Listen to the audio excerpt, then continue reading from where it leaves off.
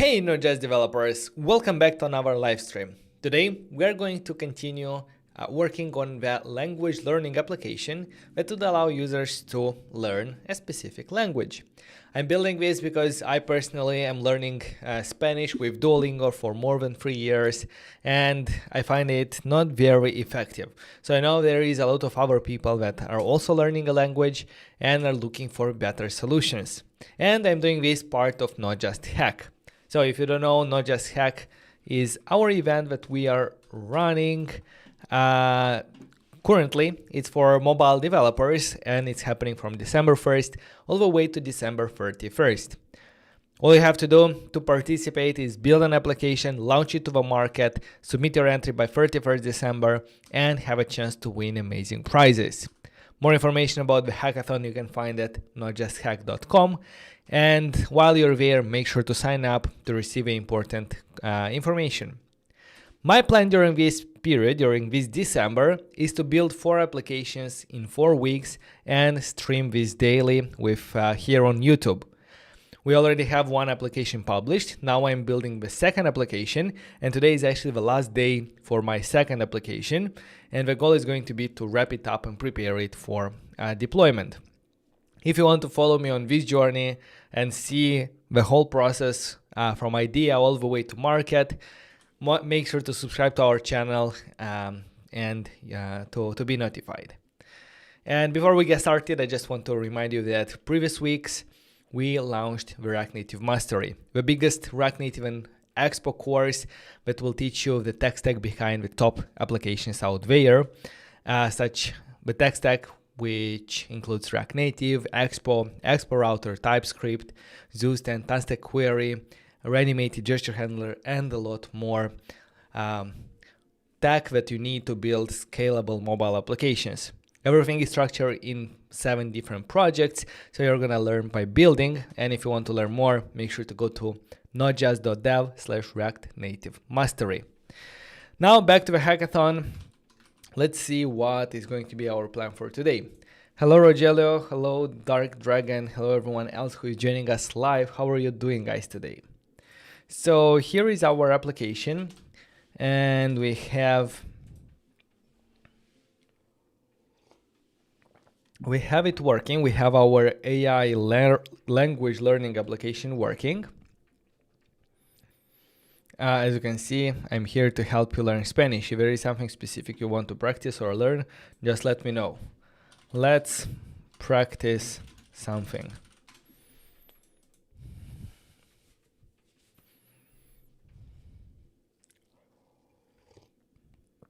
So everything, this application is powered, like the chatting experience is powered by Stream Chat, which were kind enough to sponsor this project.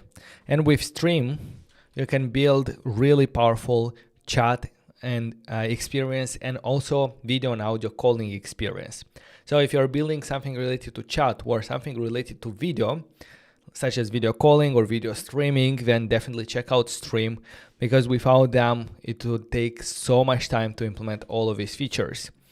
Because this is a out of the box, like it supports so much things like with that the chat application would need. So yeah, definitely check it out.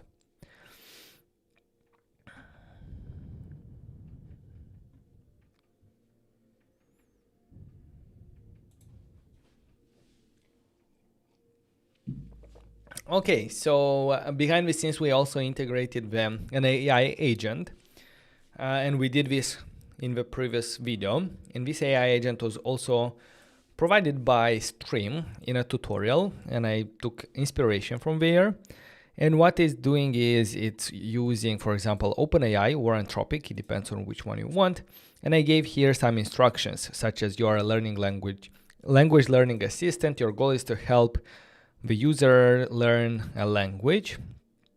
Their native language is this one, and the proficiency is this one.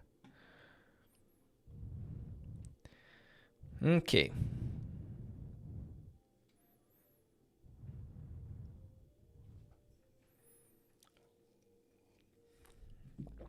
All right, so that's what we have.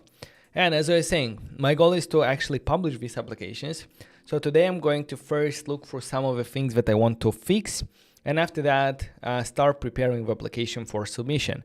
Add analytics, start the process of building, submitting, and so on. Maybe work on some keywords, marketing, like logo and so on. So it's going to be a fun stream with a lot of different activities. I think I will sit down for this one. So give me just 1 second. Hello, Catalin. How are you doing? Hola a todos.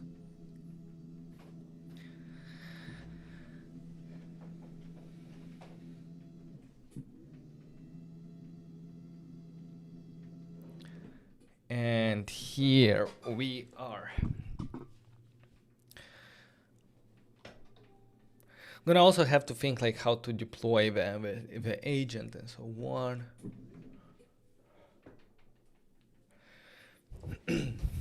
So let's look at some of the things for today.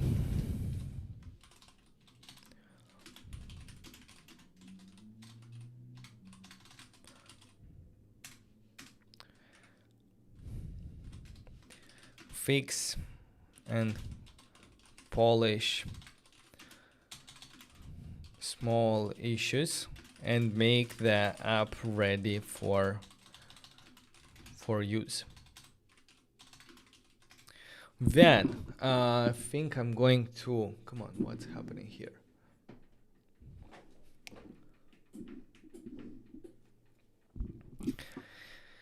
Then prepare for deployment. That means add analytics, maybe Sentry,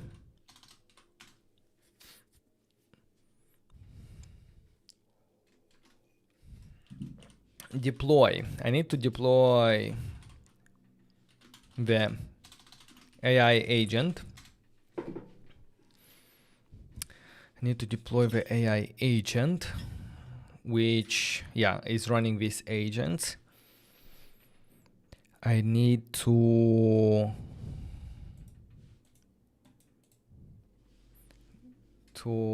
prepare the application. Something like icon, some keywords maybe, name, and then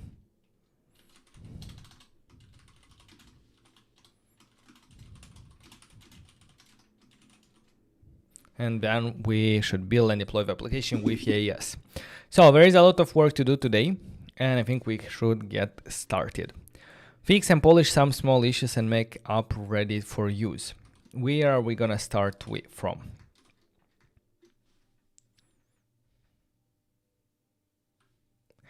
Good, excited to see the application to the market. I hope that you're gonna use it. So at least I'm gonna have one user. Hello, do you speak Spanish? No, I don't. I'm learning it, and I have to because I live in Spain. But my Spanish is quite bad. Maybe after building this application and using it, maybe it's going to help. What's gonna happen if I send here a cat GIF? Send.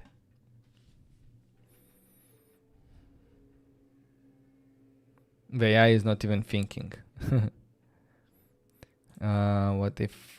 But I cannot do anything here, so that's good.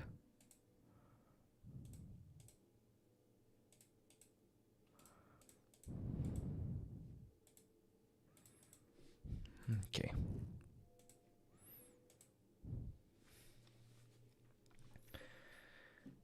An issue that I saw, tell me a short story in Spanish.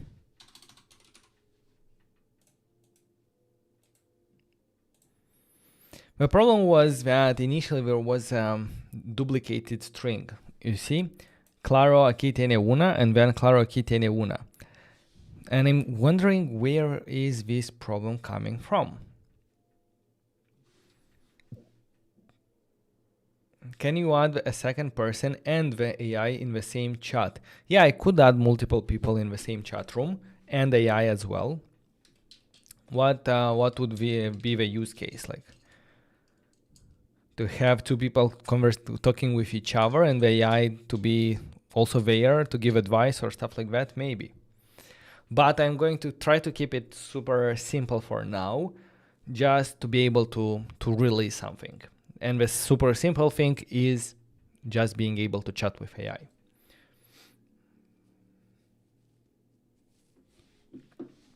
So I want to look where is this double thing, double text coming from. Is it from frontend or backend? So I'm going to look at where. AI agents. I think this is might be, let's see here in the components.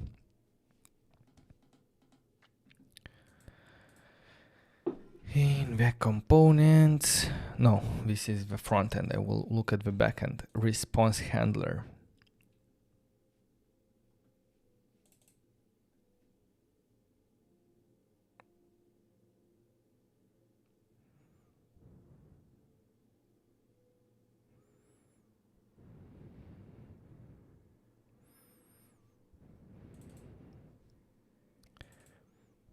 AI state message ID state generating.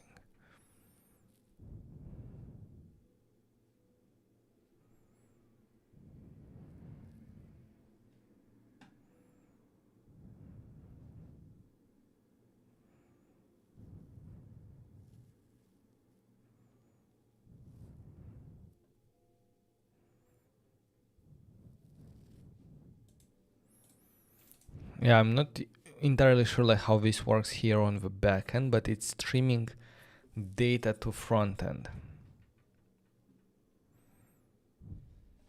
Because I could maybe reload the application and check if the message that is not streamed but actually already on the server. Yeah, as you can see, it still has double thing here. Partial update message.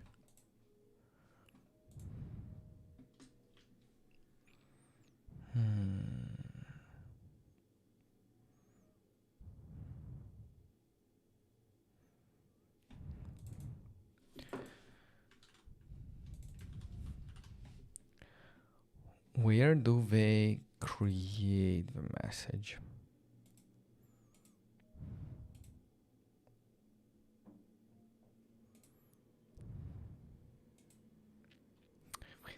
Chat client partial update message.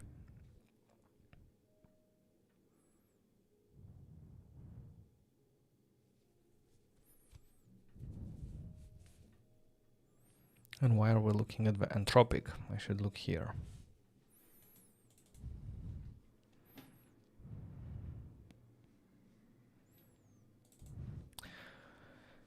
So first of all, let's figure out like from the beginning everything what's happening here in the backend. When I think index, we start a client. We start an AI agent. Here it adds it there. It creates the user.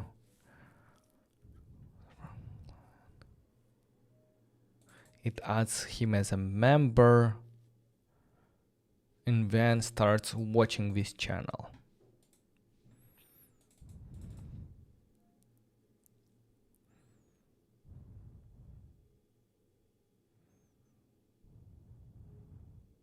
So it's either in create agent or agent.init. So that should be in create agent.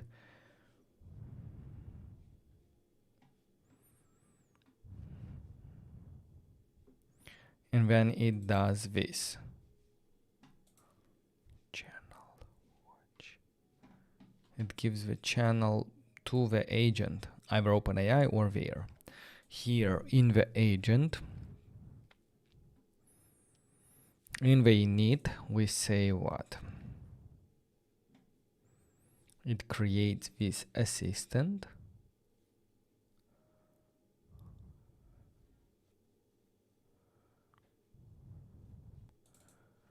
and it has this chat on message new. So it listens to the chat client on new messages, and when the new message happens, it gets here. What's going to happen next is going to see if everything is initialized and will ignore the AI generated messages. Then it's going to take this text and it's going to use OpenAI create.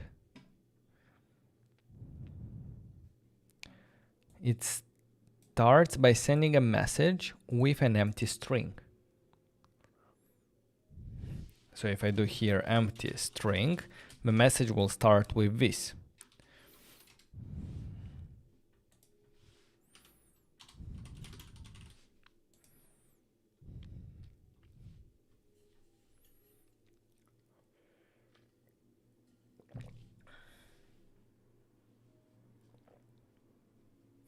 Will you put all the code in description in link? The code that I'm building right now is not going to be open source. But the code for this AI agent is actually open source. I'm going to show you in a second. Let's do one more. Empty string, and it starts thinking, and it deletes the empty strings, and it starts with, could you please clarify what you, and then you please clarify what you would like.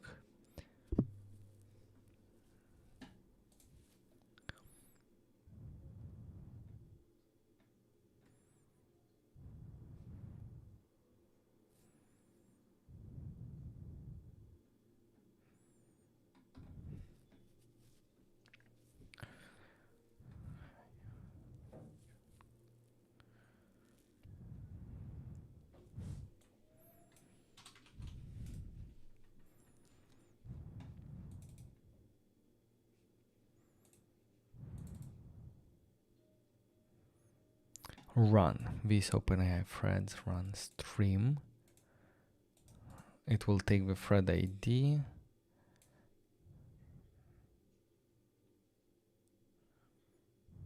handler, new OpenAI response handler, handler run, and so on. So in here,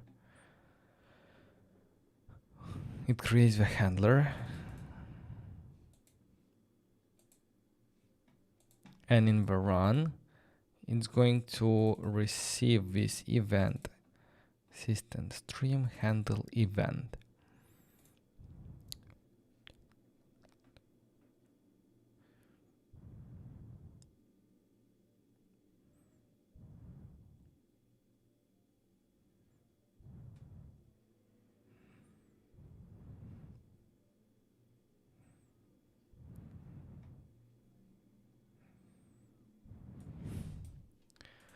Let's try to do console log handling event like this and see what events we receive. I'm gonna start the agent. Hello.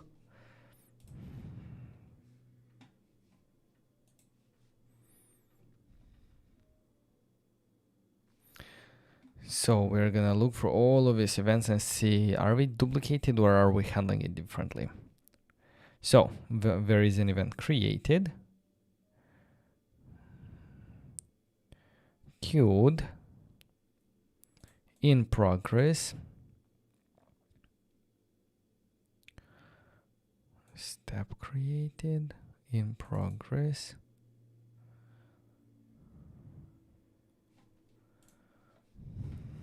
What are we looking for? We're definitely not looking for require action.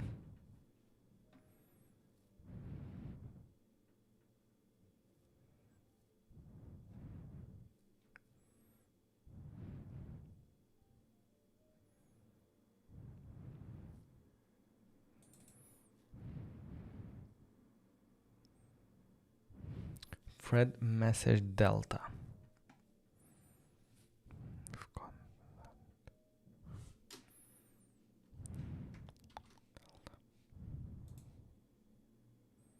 here message delta, and we are interested in this delta.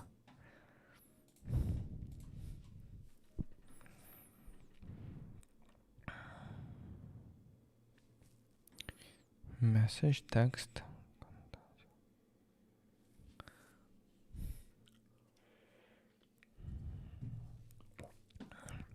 Yeah, the bug is somewhere here. So let's do here console log.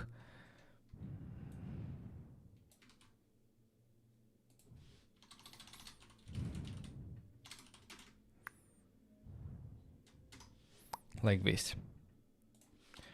And look at what data it's currently streaming. I don't need this event any longer, and I'm going to restart it.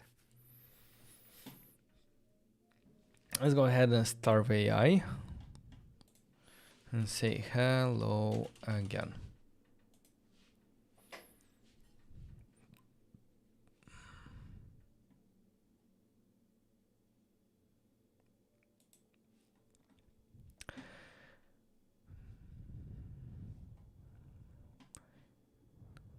Index 0, type text, text, and annotations. This one, hello, how can I help you today? Is the first text. Exclamation mark. And then, how can I help you today?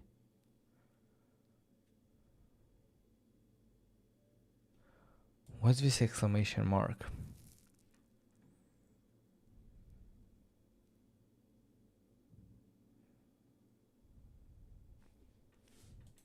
Let's try it again. Because you see, like, it has like this delta, and then it kind of repeats. Tell me a sentence in Spanish.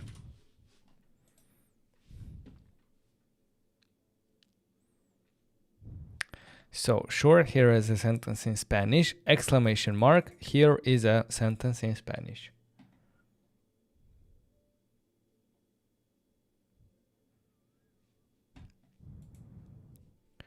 There is something different between this one and the rest, because this one has longer text, it has annotations.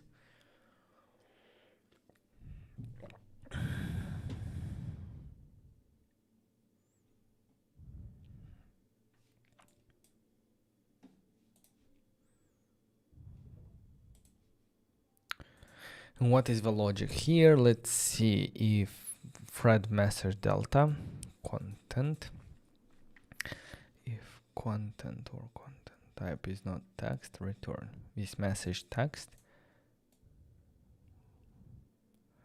text value, okay. If this chunk counter divided by 15 is equal to 0, you see this is the 15th chunk,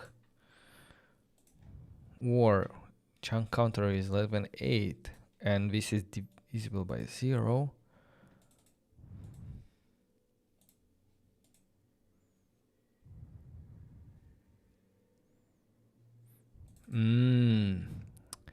so initially if chunk counter, so for the first 8 chunks, it will send the update to the client at every 2 chunks. So it's gonna send 0 at 2, 4, 6, 8, and after that at only every 15th chunk. So initially it's going to look that it writes very fast and then slower and slower. I mean, more chunks at the same time. That's what I understand here. Partial update message. But anyway, I need to see why this delta. It looks like it's the title of AI reply. Yeah, it looks a bit different than others. It's kind of the same. It has type text and so on, but it has this annotation, which here we don't see it. And everything, in both cases that I saw, it's split by this exclamation mark. And it doesn't repeat from the first word, it repeats from the second word. Delta. Maybe to ignore.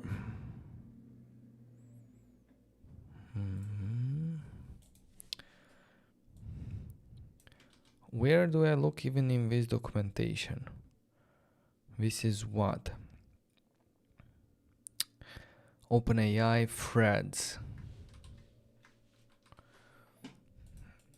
OpenAI threads docs.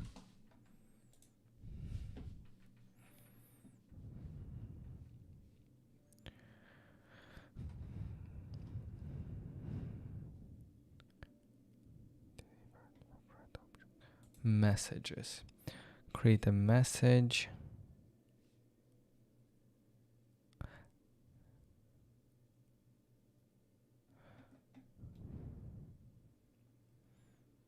Streaming. Streaming the results of execution of a run or resuming a run after submitting a tool. You can stream events from the create thread and run, create run, okay. Endpoint passing stream to true. The response will be server sent events. Message, okay. Object. Delta. Represents a message delta.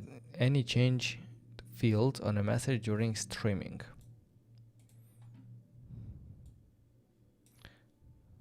Delta. The object type, which is always thread, okay.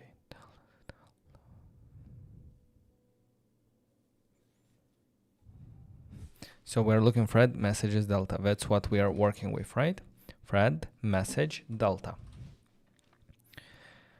The delta, okay. Role.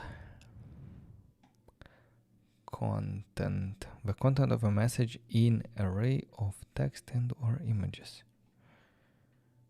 The text that contains part of the message. Run step delta object.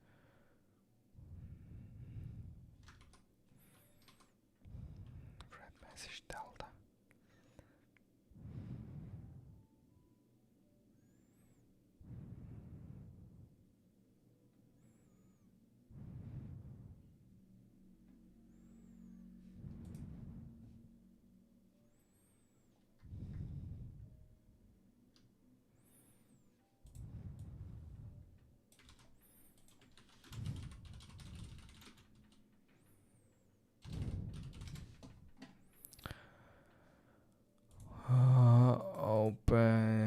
Open AI thread message delta. I'm pretty sure it's not a bug, it's the way I use it.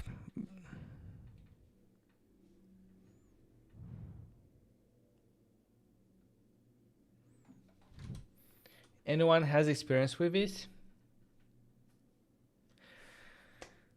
Yves is asking what is the purpose of application. So the application is going to be a language learning assistant. And the initial idea was to have peer-to-peer video calls where you could join a call with a random person to talk in the language that you are and practice the language that you are learning. But the challenge there would be not technical, because technically we have everything implemented. I just commented it out. But it's going to be marketing and getting over ground, because if I launch it and nobody, like only 10 people will use it, it's going to be hard to get value out of an application like this, because you're not going to be meshed with anyone. So I thought, like, how can I easier launch it, and if it works, like maybe later explore other options. And my idea was to add an AI chat agent that is going to be helping you learn a language. And now I'm looking at this weird issue where the messages at the beginning is duplicated. Index 0, text value. I can look if it has annotations to ignore it, but I don't think that's right? Annotations. What I'm console logging event.data.delta.content. Delta content. If I do it like this, to see more information.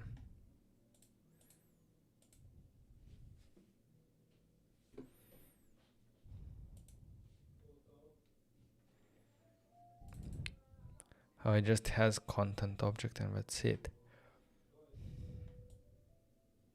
But look, now I didn't do that.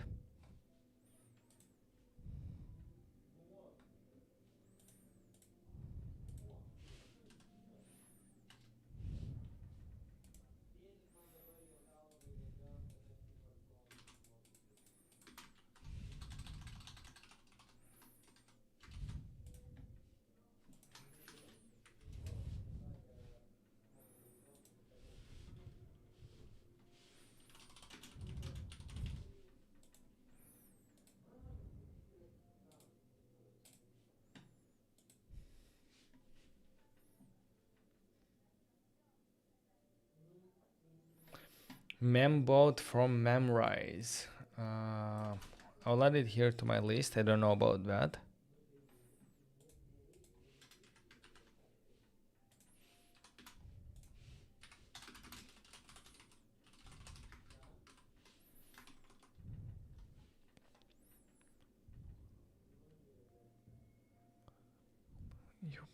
You please, again it's happening.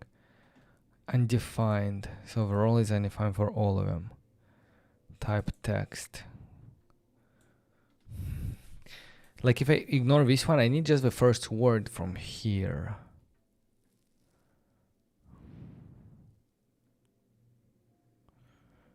Would you please?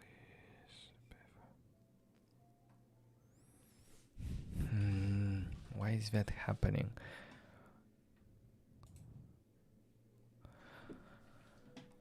After using the proper coding, the document for this, if a model does not just go over, it does not paraphrase.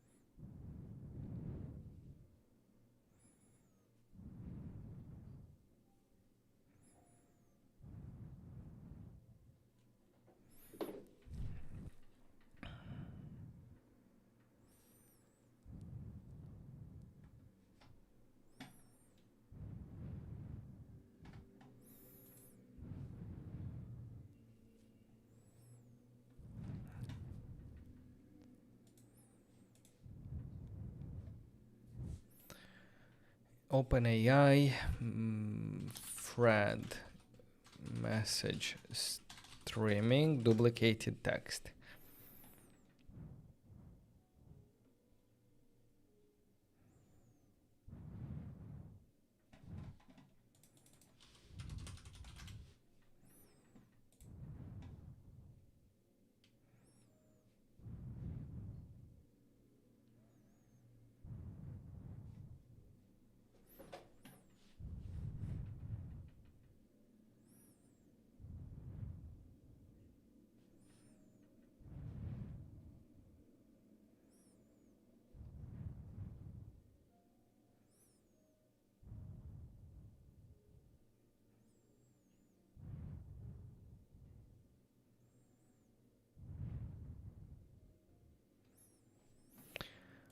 I would look if Anthropic maybe is better. I haven't tried Anthropic at all. And this might be a reason to give it a try. Dimitris, yes, please ask me. I'll try to answer if I can.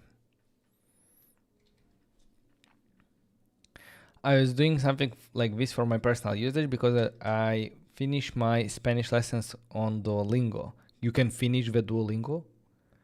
You can see the UI here. I'm not sure if it's going to allow sending a link, so try to send it without like the dot word. Hello trading, how are you doing?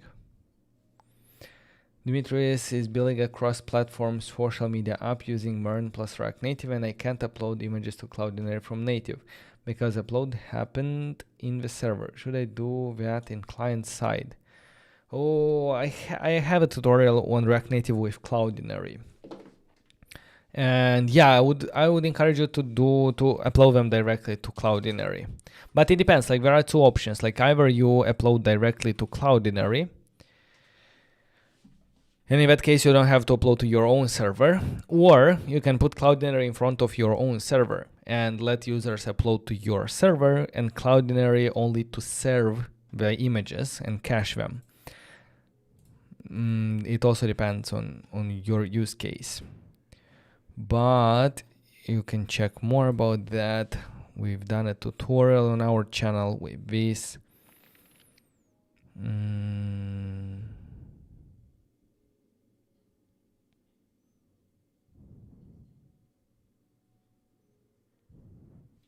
Here, the Instagram.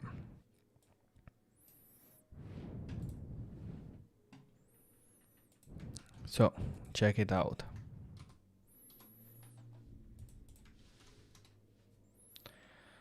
I didn't get you about the link. If you sent a link for me to see the UI, it's not visible. Like YouTube, I think, deletes it automatically. So try to send it like not as a link, like as a add some spaces between the dot or something like that. I can hear you breathing. Okay, sorry. Now, is it better? Yo, Jamie, hello. How are you doing? Let me try to see this Anthropic.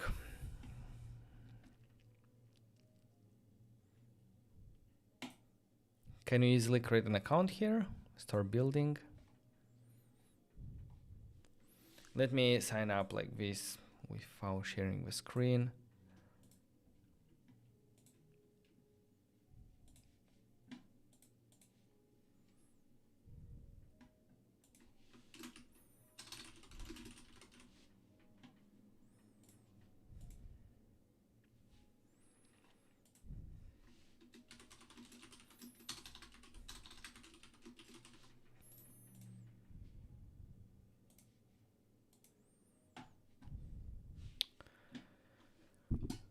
Okay, so what do we have here in Anthropic? Write a prompt, generate a prompt, improve, get API keys. I think I just need to get an API key.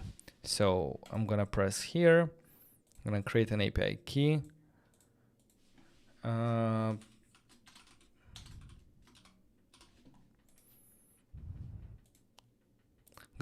get that key, and I'm going to use it in my env for Anthropic.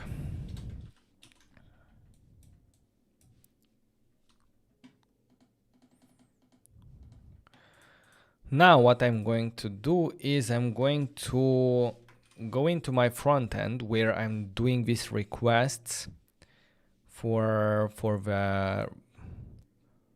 example, I'm gonna look where I do start AI. Is it in Start AI? Platform? Oh, here, yeah, platform. I'm not gonna specify the platform when I start the AI. And that should default to, how's it called? Not to OpenAI, but to Anthropic. Let me reload and give it a try. AI agent started, creating AI agent Anthropic. Hello there.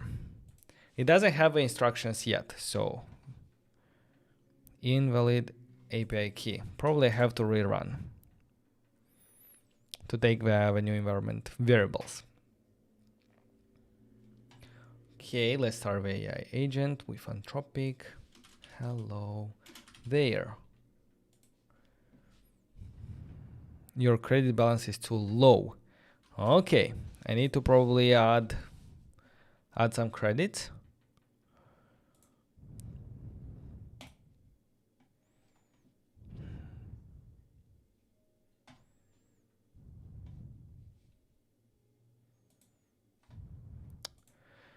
Oh, I'm gonna go through some completing like account setup. Give me just 1 second.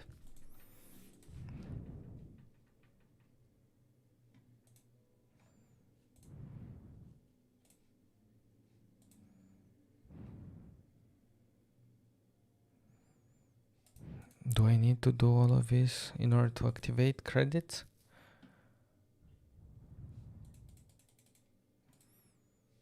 Yeah, I think so.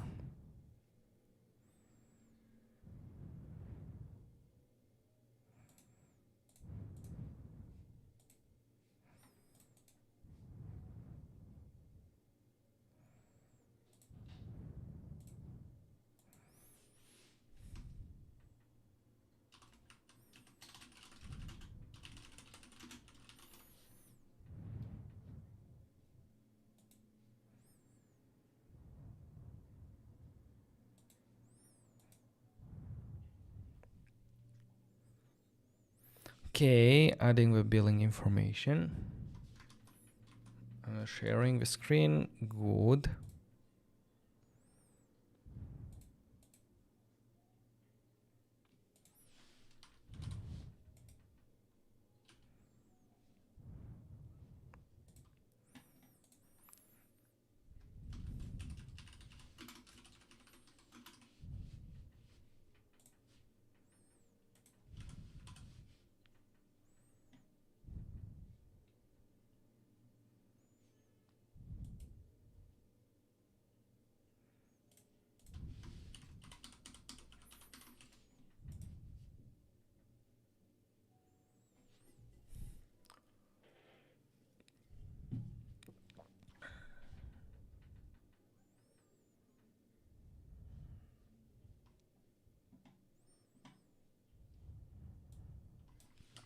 And I will add like $10 credit.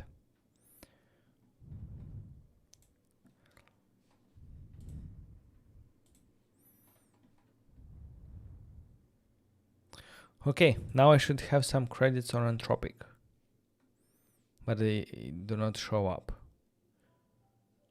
Why?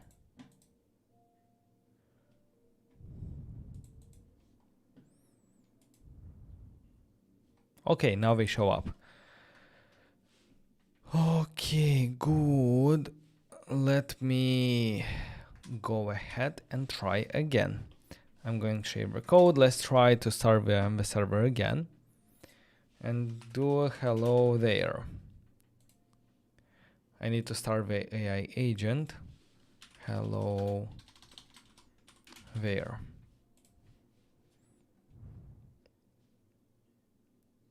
Hello, I noticed you've said hello there multiple times. I just want to say hello once in return. How can I help you today?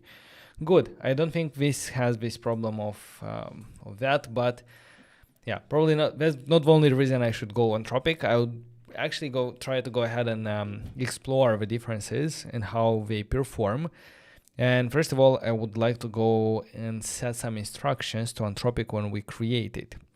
For example, because in OpenAI, we already set these instructions here that you are language learning and so on. I need to do the same here in Anthropic. So in Anthropic agent, we get the user data. And when we initialize, we just initialize it like this. Handle message, Anthropic.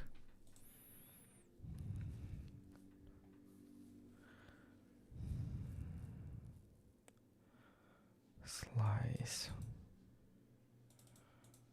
Okay, so it's going to take the last 5 messages from the channel.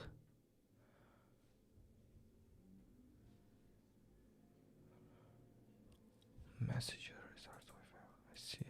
It's going to say that it's the assistant in the AI bot and user otherwise.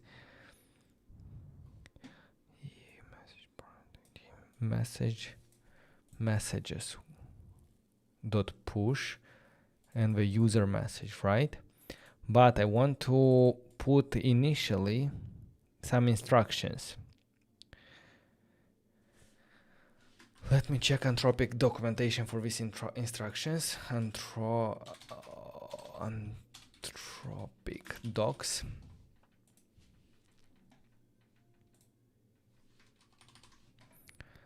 Messages.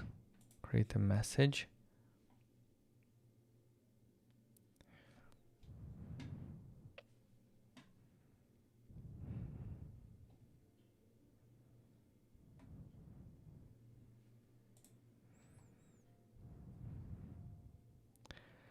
Basic multiple conversational turns. User assistant user. I need context. Putting words in cloud's mouth. You can prefill part of response in last position.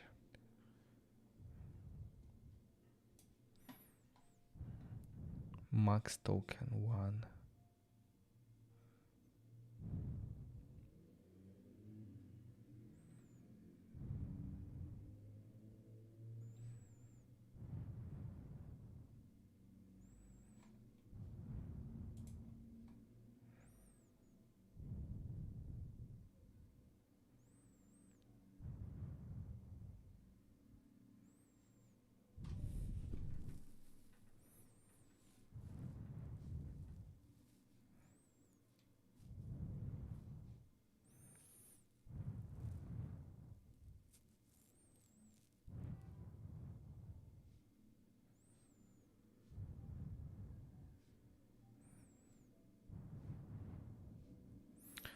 Maybe this is what I need to look transform.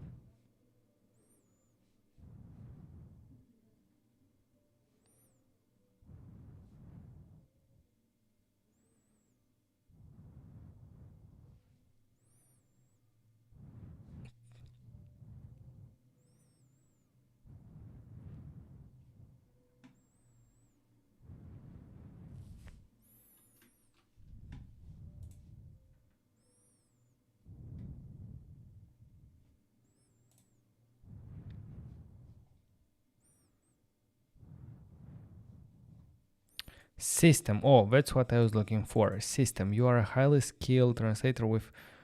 Okay.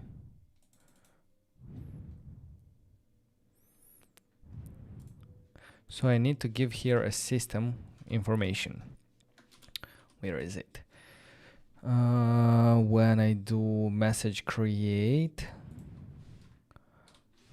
is it here? Model, max token, messages, and also I will do here system, and the system is going to be similar to our AI agent here for instructions. I can do it properly better, but here we are good. Let's do here const data with user data.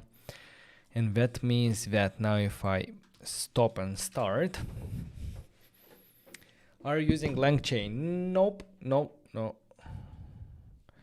Let's try to start AI and let's do here again. Hello.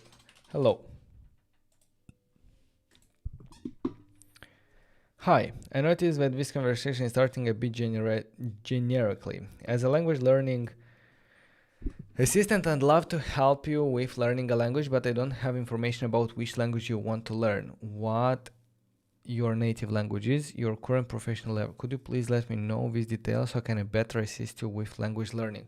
What do you mean by that? Because it should be here. Because in create agent, we get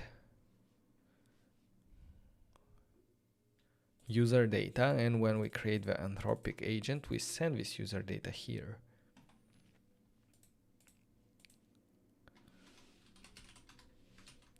User data. So you don't have user data? Why don't you have user data? You should. Start. And user data empty. Why is that? Because in this button, I think it's empty, right? But if I go ahead and reload the application,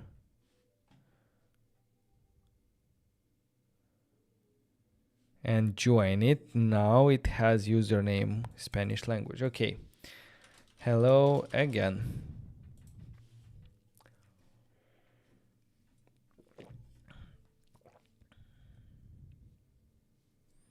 But I'm here specifically to help you with language learning. To provide with me, I need to know which language you would like to learn, but you know it. You should know it. What's my name?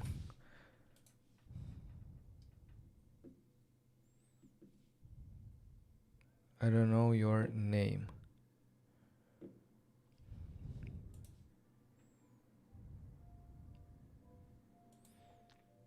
System.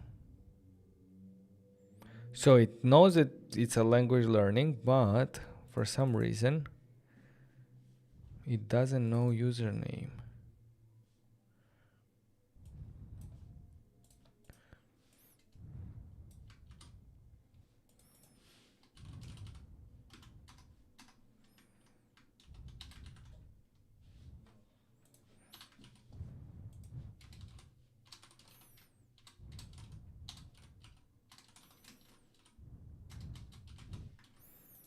Let me see like this again to see what are we working with. Let's start practicing. But it's not listening, so I'm going to reload the app. Data are empty when chat is open. No, like I see that it has data when I do start. Let's get started. So here we see you are learning. Okay, your goal is to help Vadim. Oh, okay. Now he knows. You want to learn Spanish, your native language is English, you are at the beginner level. Let's start with a simple greeting exchange in Spanish. Hello, my name is Hola.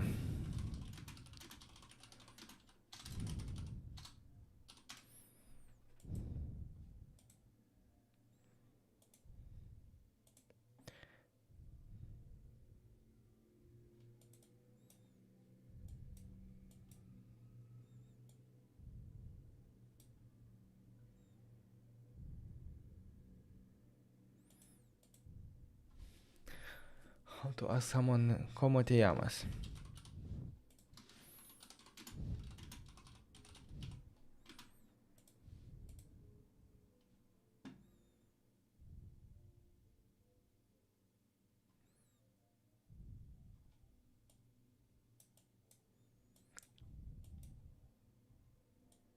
This is very, like, not very friendly assistant. Like, I need to give him more instruction to be friendly and encouraging and not, like, do that.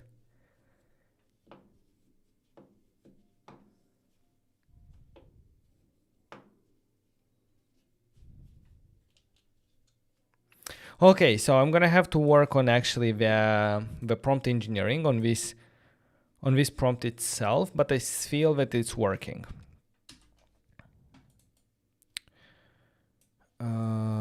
So I'm going to do it like this.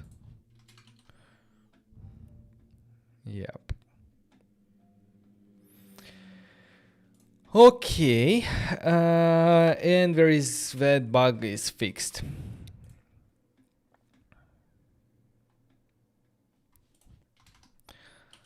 Duplicated text is fixed. When we start agent from the button, we don't data about user is not sent. But we're gonna think about like that button altogether.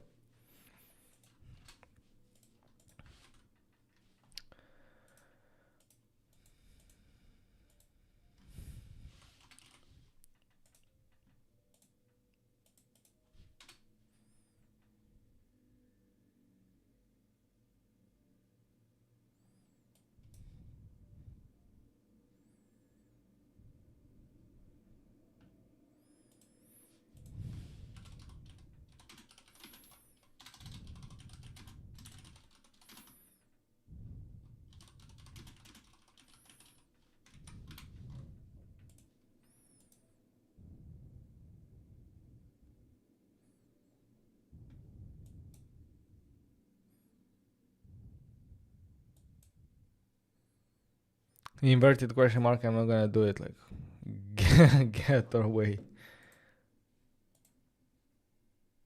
Me llamo Bot. Mucho gusto. My name is Bot.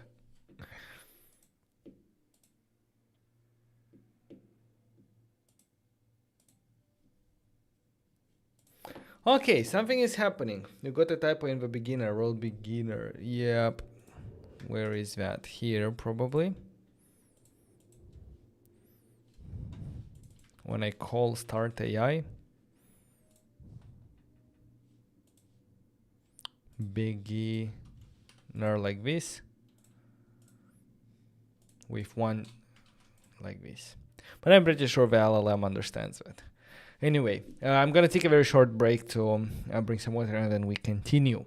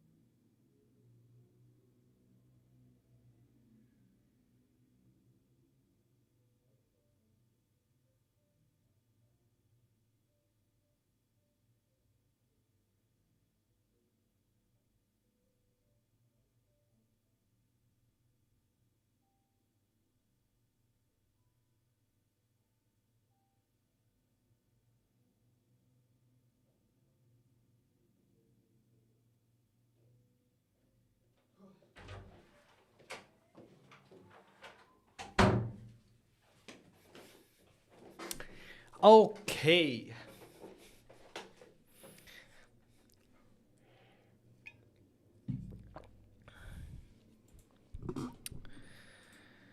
Okay, good. What next do I want to do here?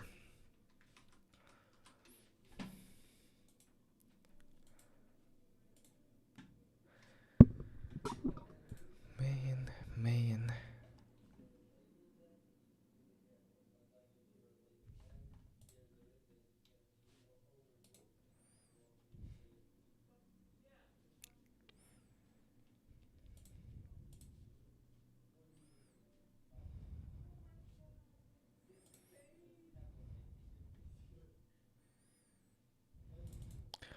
What should be the channel name here?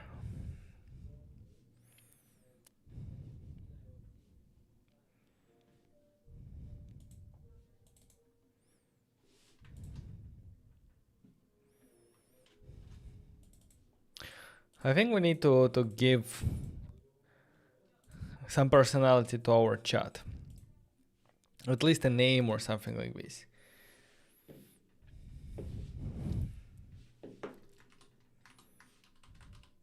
When we think about like name, up marketing name, maybe a character, personality.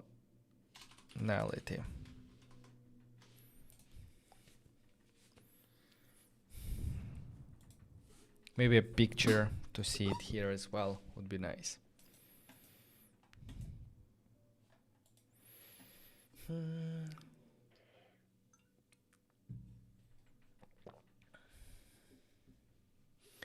I don't know if you know, but LangChain can help you do this more simply and efficiently. It's going to abstract many parts from you.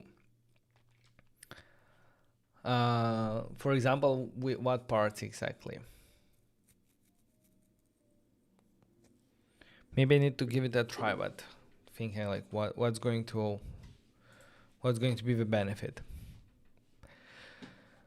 Another thing that I want to check is, let's make sure that the screens, the buttons and so on make sense. For example, after I sign out, for some reason, I'm here. Why is that happening? Maybe in the layout, I'm redirected here. And when I get here,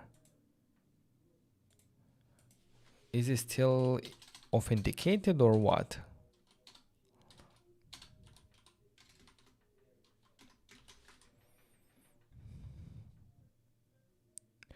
Maximum date exceeded.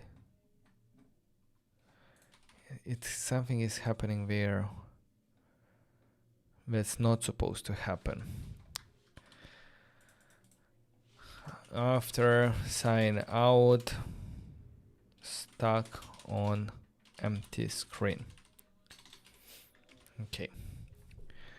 Invalid token.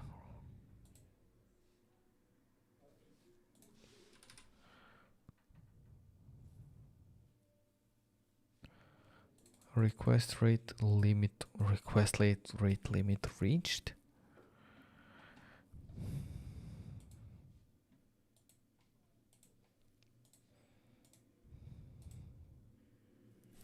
I'm gonna go ahead and sign in with my account.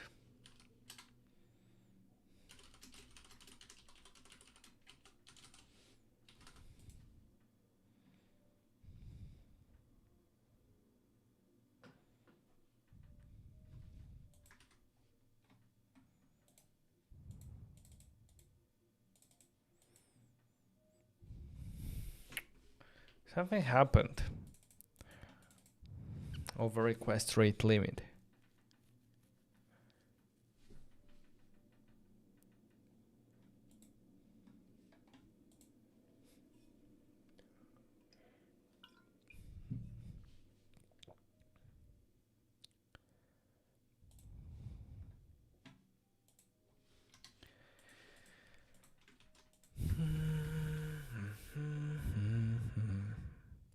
Context.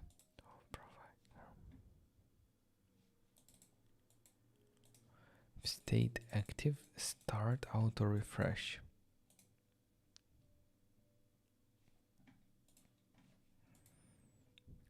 And this of provider, where is it rendered? In layout.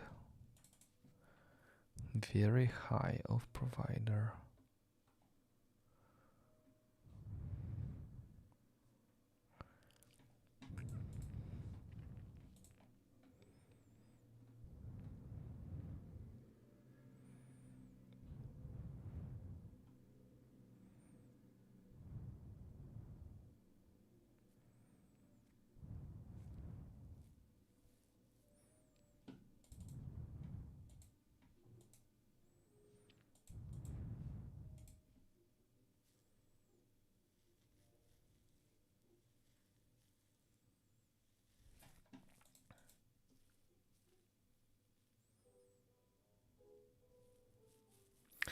Hey, I got a question. I love React, but TypeScript and Vue looks ugly. Should I learn it or not? What does Vue have to do with this? TypeScript might look ugly, but TypeScript is here to help you avoid unexpected bugs. TypeScript is what makes JavaScript powerful. Because we can define some expectations. We can say that, hey, this session is actually a session, and I cannot go ahead and do set session with hello. Because in JavaScript you could do that, but with TypeScript it's going to say, hey, this session expects an actual session, not a string. So it's really on your side. You don't have to learn it right away. Like if you just get started with React, you can go with JavaScript, but at one point, like it's good to learn it. Again on this screen, and it's doing the infinite, I think, maximum update. This can happen. Set state inside use effect, but use effect either doesn't have a dependency array or in the dependency Changes on never render.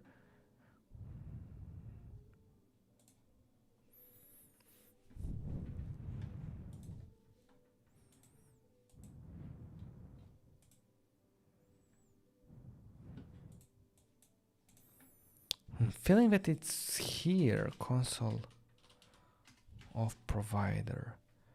But why would it be here?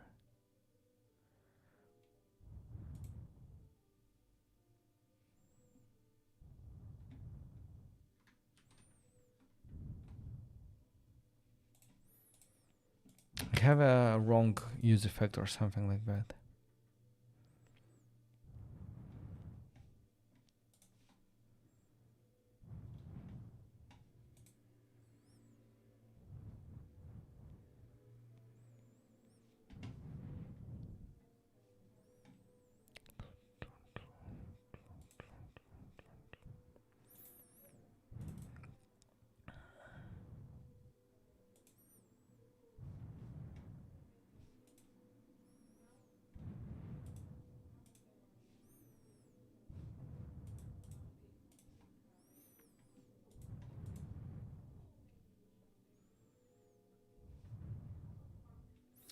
Anyone sees what I'm doing wrong?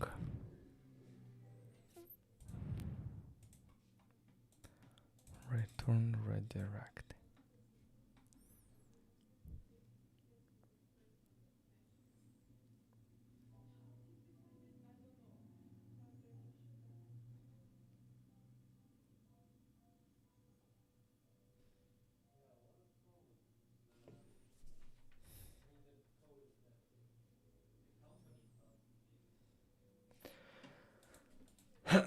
Onyakachi, what errors do you get relating to the view? Can you tell me please more details, like to understand what can be the problem?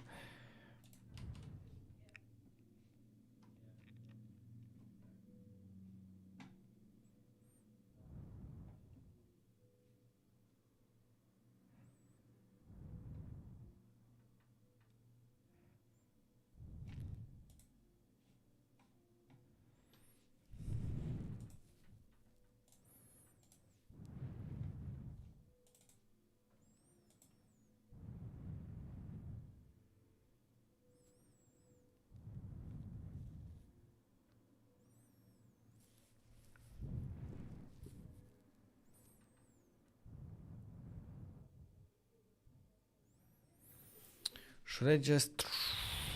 Can it be because of the storage here? Invalid refresh token. Let me try to do Superbase React Native and go with async storage just to be on the safe side, because I'm a bit lost, like I don't know why it's not working here. Hard to debug, but let's go ahead and say, hey, let's take async storage. Or should this be... Wait a second. Maybe I should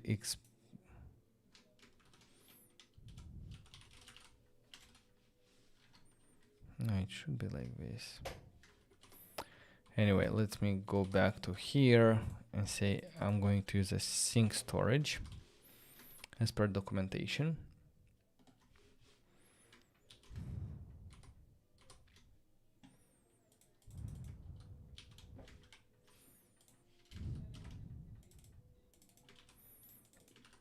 But I need to install it. And I will need to rebuild npx expo install async storage.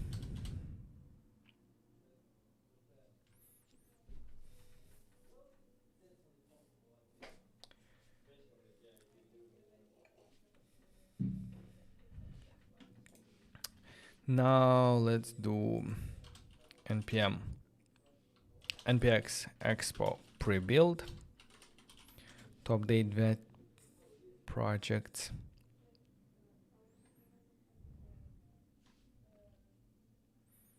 And npx expo run iOS to rerun it.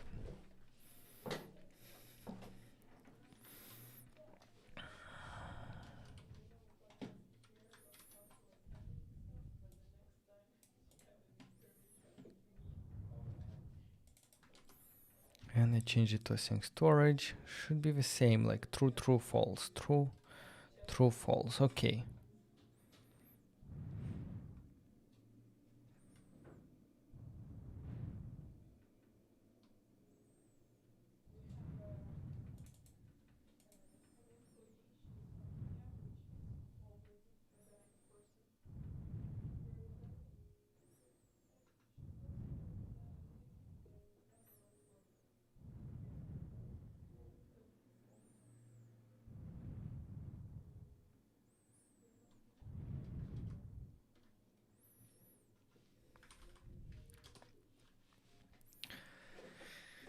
Okay, now let's go ahead and while this is rebuilding, I'm thinking about like starting to think already about like some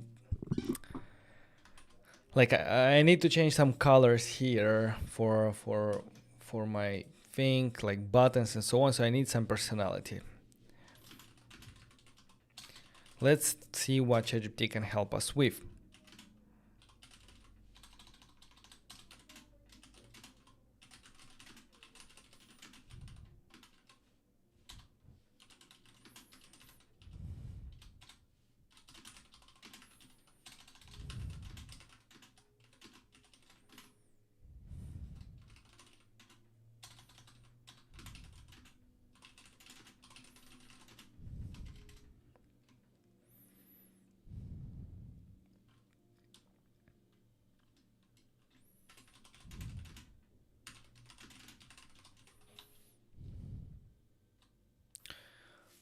What do I want from ChatGPT? What do I want from him?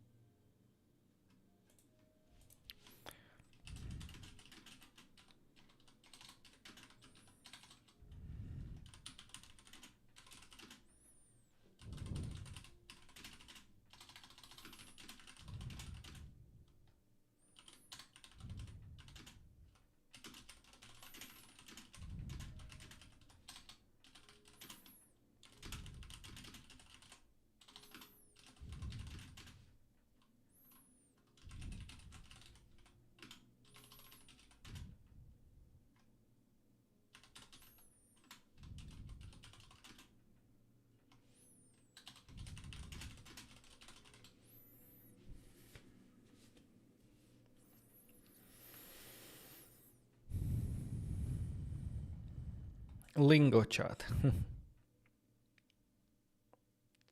Luna. I'm pretty sure it's overused.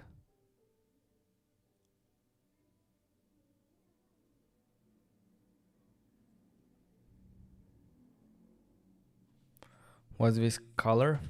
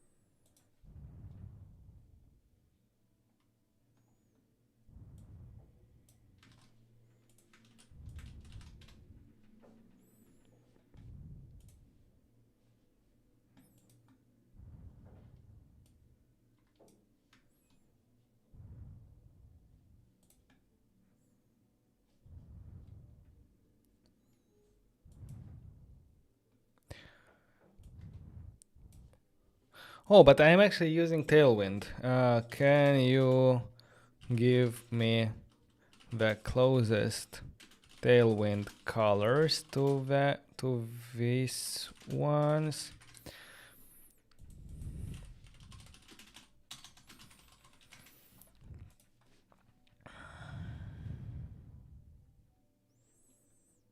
What did it suggest me? Cyan?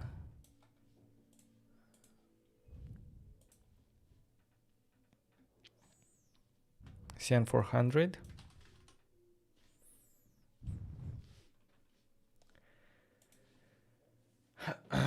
My M1 is struggling hard with builds. Yeah, I understand. The stream is lagging. Yeah, I think it's because of a build as well. I see it, I see. So yeah, my my computer is also struggling. Give it a second and the build will finish and I think it's going to be better. I think I need to win the hackathon as well. So what if we go ahead on the home screen here and say that, hey, this welcome is going to be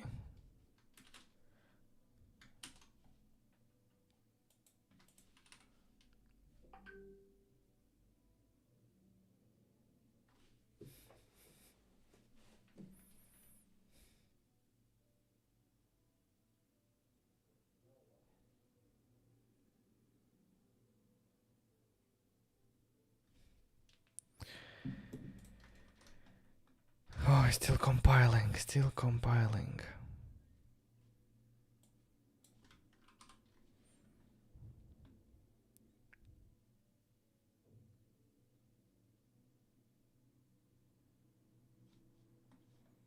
Oh, that's nice. Welcome to Lingo chat.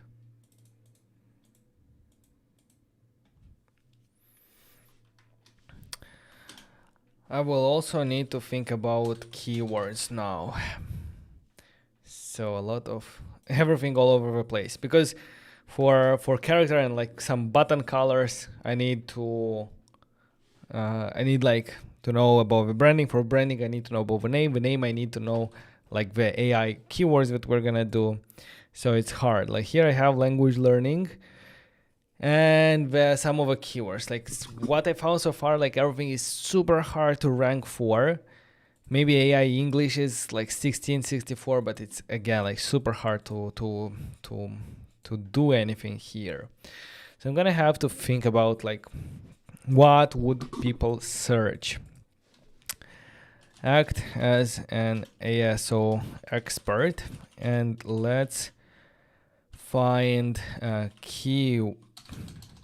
popular keywords that people might search on App Store that would be not so hard to rank for. Recommend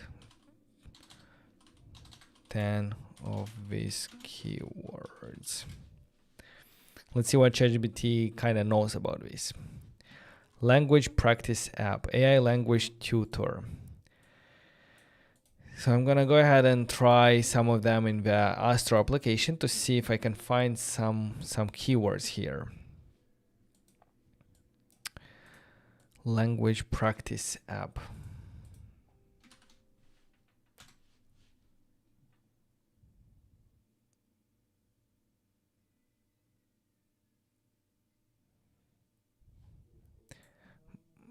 But I need L, language practice app. 0.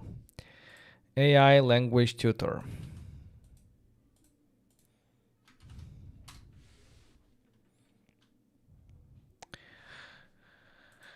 Nothing. Chat to learn English or something. Chat. Then no, nothing. No one is looking for chat to learn language.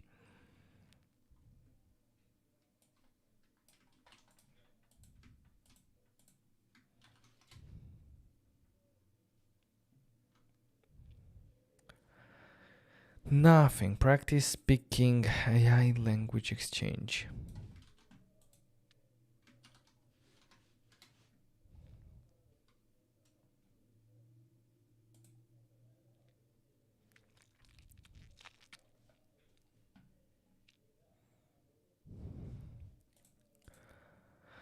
Learn English with AI.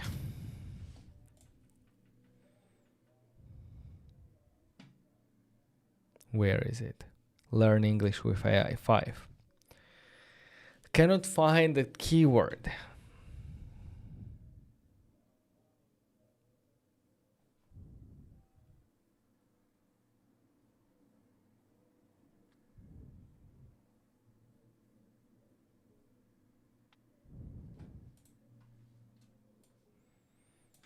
Practice speaking Spanish.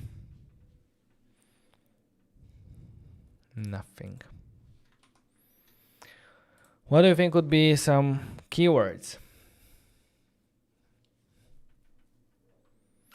I finally got an AI feature in my Notjust Hack app. I figured on how to generate images with DALL-E and store it in my Firebase and add the link to a document in my Firestore and send it all back to the application. That's amazing. I'm trying out Expo API routes to protect API keys. It works great, but I'm having issues with the Firebase admin SDK and Firestore. What issues do you have there? None of these keywords have any popularity. People are not searching for this.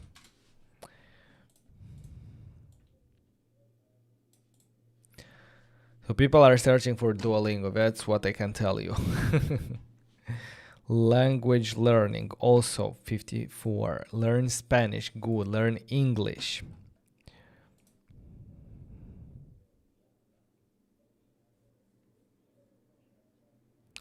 Learn Spanish fast.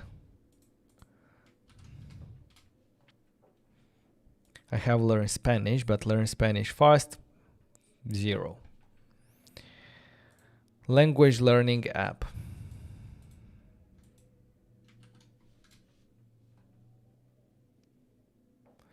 Zero. Practice speaking English. 0. AI English tutor.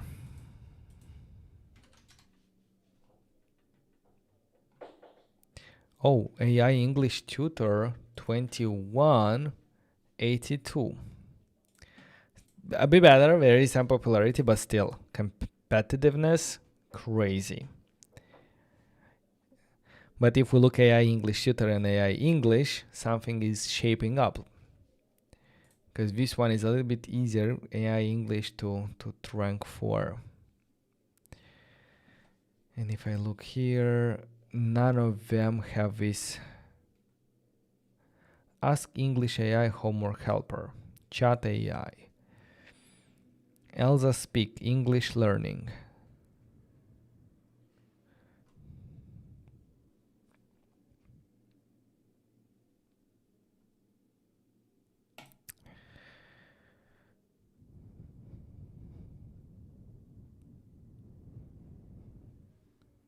Speak Spanish with AI. I don't think there will be anything.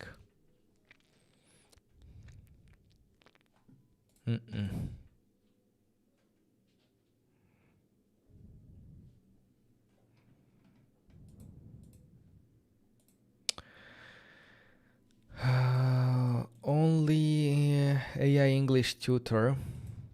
From all of these, only AI English tutor has some popularity, 21, but its difficulty is 82.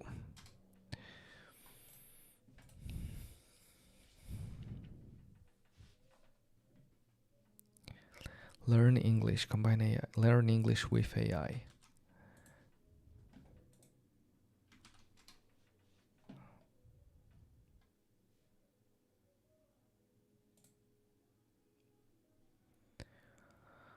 Learn English with AI, nothing. AI language assistant.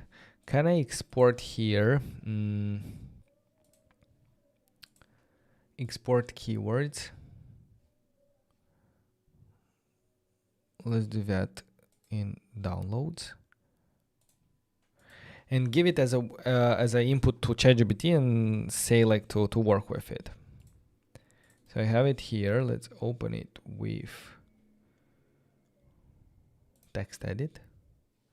I'm gonna copy everything.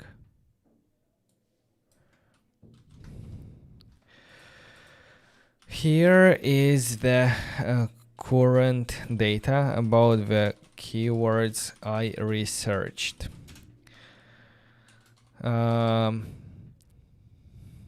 My goal is to find keywords with high popularity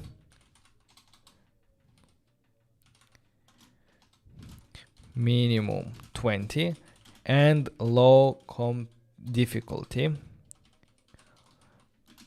maximum, let's do 70, I don't know.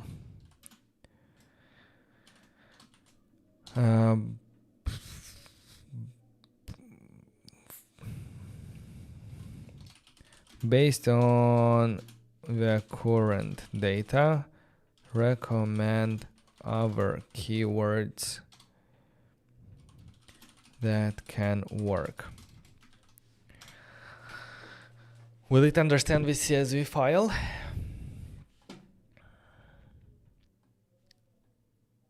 AI English. This has the best balance between, I don't need learn Spanish with AI.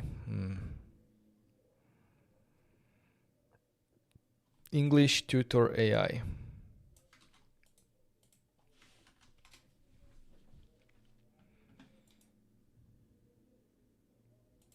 Nothing. So ChatGPT in this is kind of useless. Even with data, doesn't help a lot.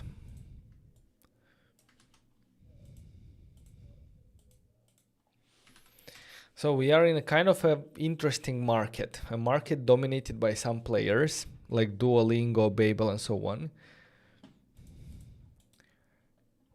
With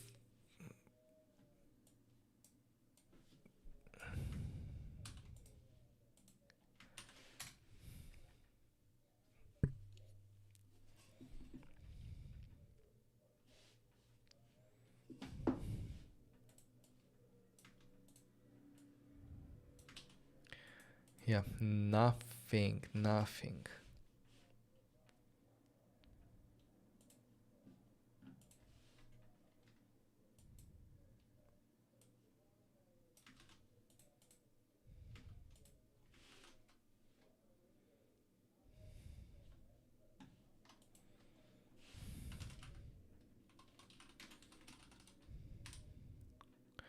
Is it grammar with A or with M? With A or with E? Oh, English grammar. Look what we found here. Wow. All of these are bad. Their popularity is 0. I found a new one. English grammar with 54 popularity.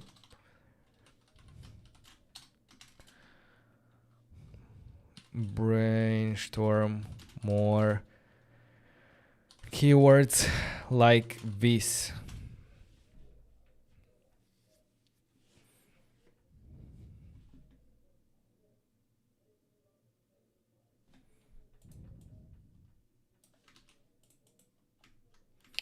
So I found something. English grammar practice. Still not very bad.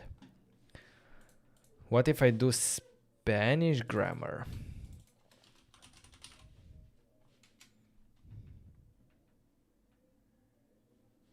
Spanish grammar 5 at the bottom.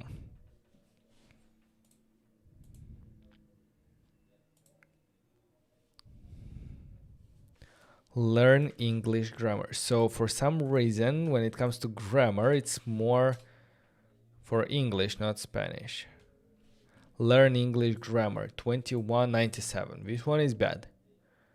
If it's just English grammar, it's easier to compete. If it's learn English grammar,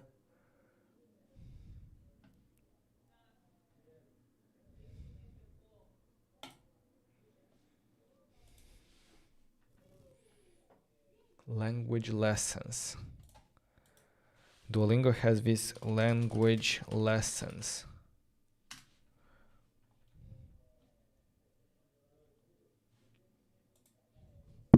What? 5? Did I write it correct?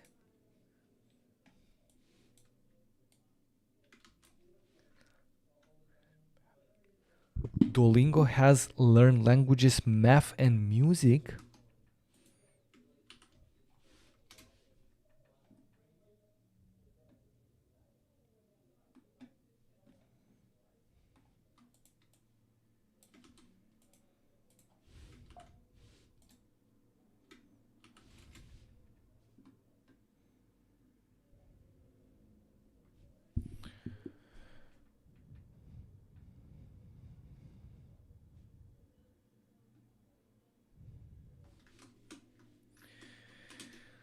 Okay, Triolingo.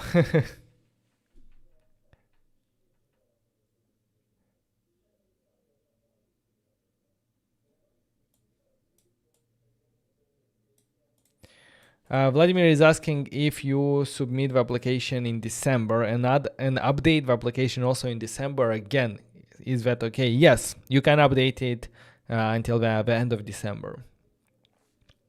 Multilingual, bilingual. One time better than Duolingo. Tutorlingo.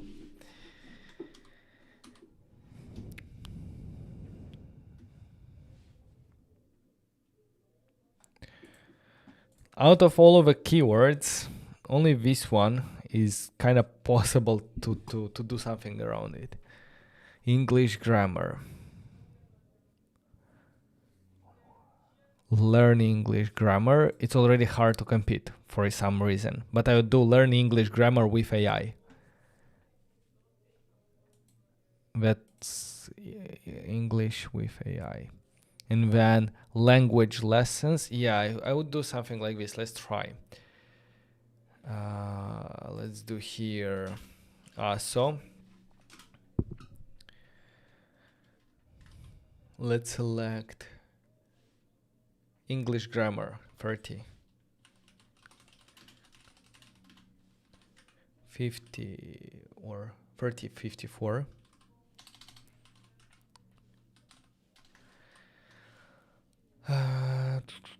Learn English. That's also a good one. 38. 97. Language learning. Crazy keyword, but yeah. Language learning. 58, 54, 97. And I think what I'm going to go with AI English, also something interesting. 1664. So I'm thinking of a title. Learn English grammar with AI, and subtitle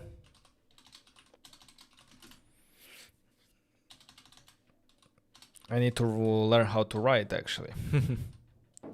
Subtitle would be language learning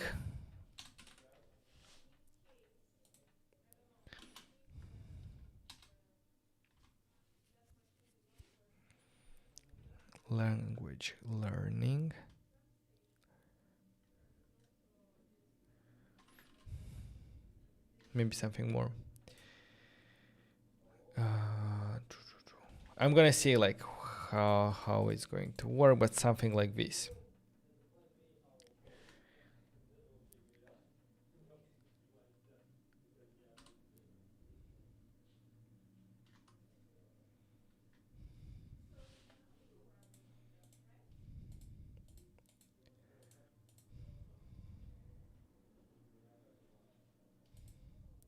Tutor, language learning tutor.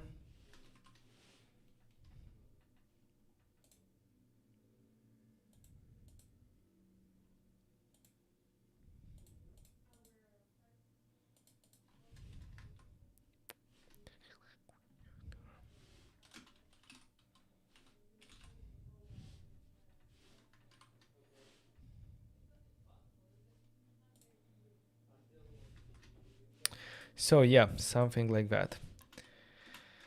And the app name, what did we decide? Infinity Lingo.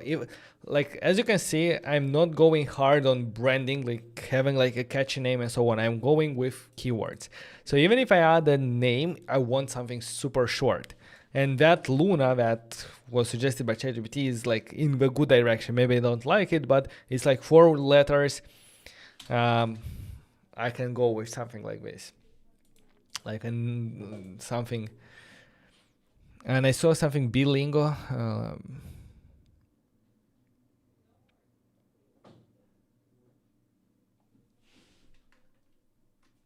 Exchange English learning with AI. 1 second, I'm gonna take a short break and we come back to continue. Wait, what's happening here? Is it still compiling? Why? Okay, weird.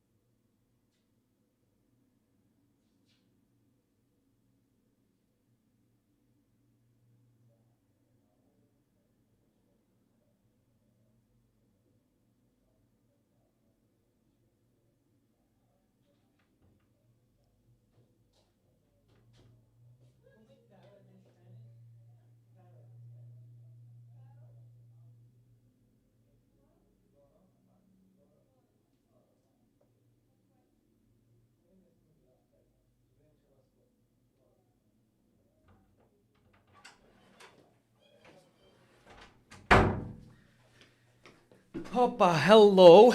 Okay, I am back. But I didn't get water. That's the bad thing.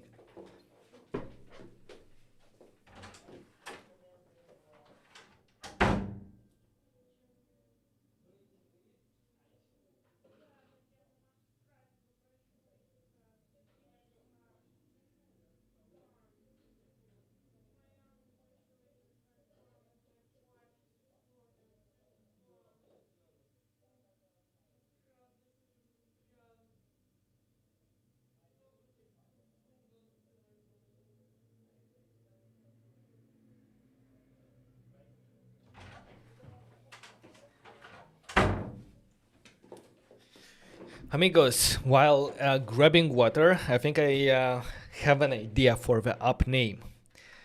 So if we go to translate, just to double check if that's true. How do you say parrot in Spanish? I think it's loro or Laura. Laura is feminine. Lora. Loro. Nice. So the name of the app is going to be something like Laura. What's going on here?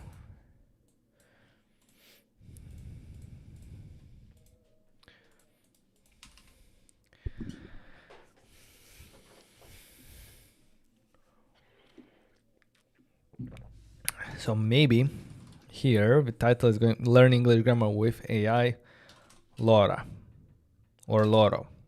What sounds better, Loro or Laura?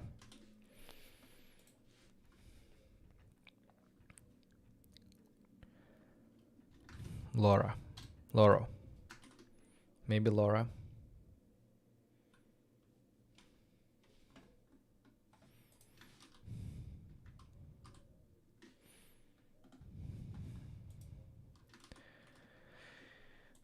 What's going on? Let's do npm start.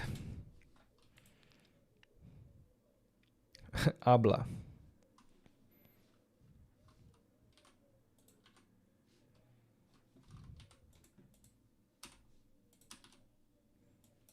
Come on, what's up? Please work. For some reason, something is super slow. What do I have? It is taking so much.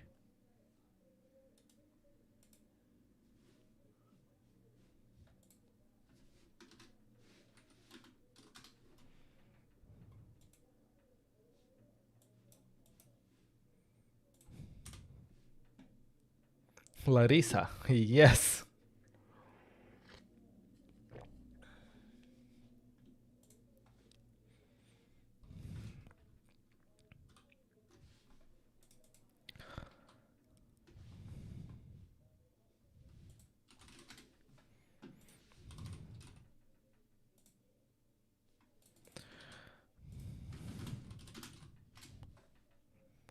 Yeah, Laura and Loro.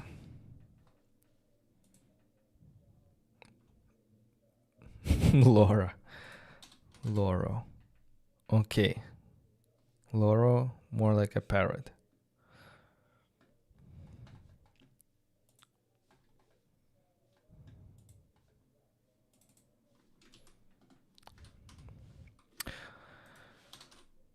Okay, so the name of the app is going to be Loro.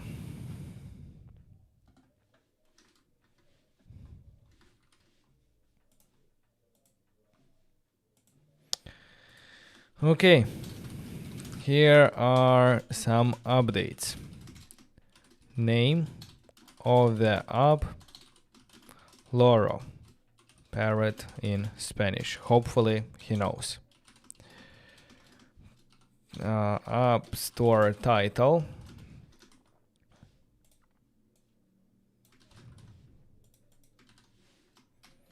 Learn English Grammar with AI. And subtitle, something like this. We're still gonna work on it, but yeah. English title, yeah.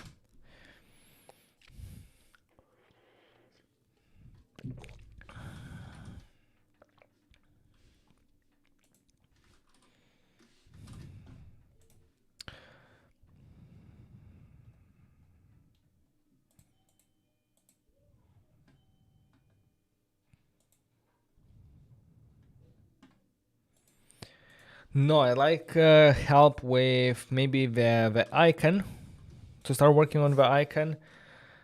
Help me with an up icon concept. And I'll already open Canva to throw out some ideas.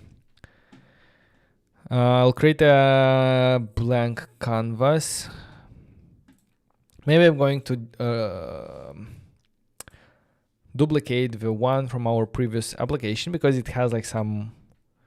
So let me make a copy.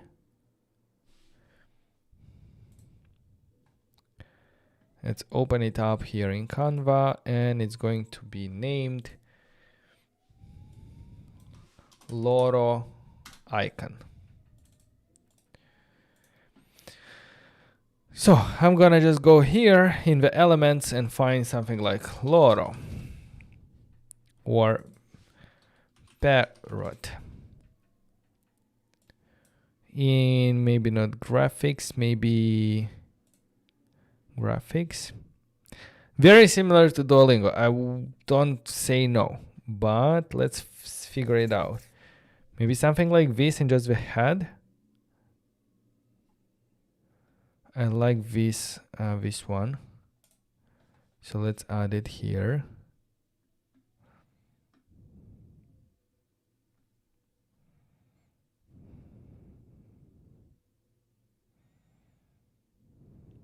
This one is kind of cute.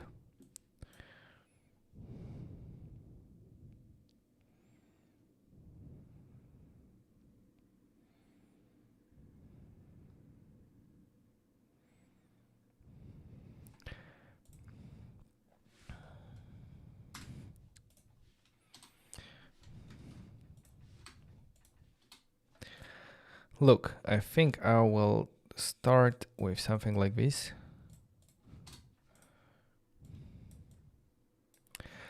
Somehow I'd like to get rid of his body. But I don't think I can do that. Edit.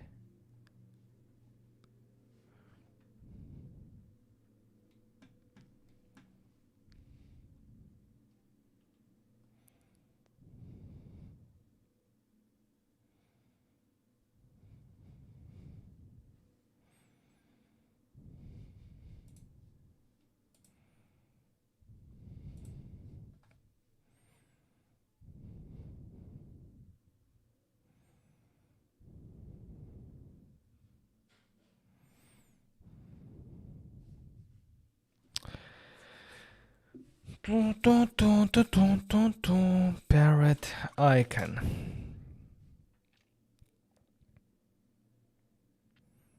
I just need somehow only the head.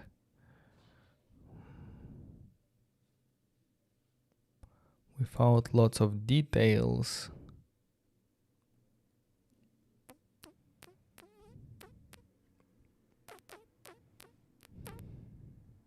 Is this a parrot? Doesn't look very good.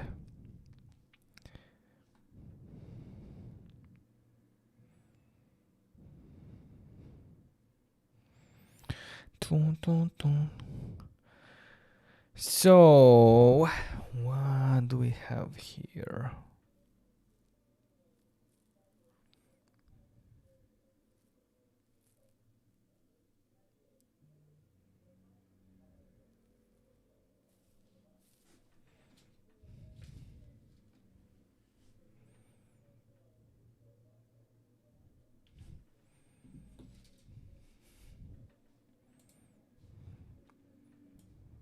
This would be an easy icon, right? I would just change the color. I can do that.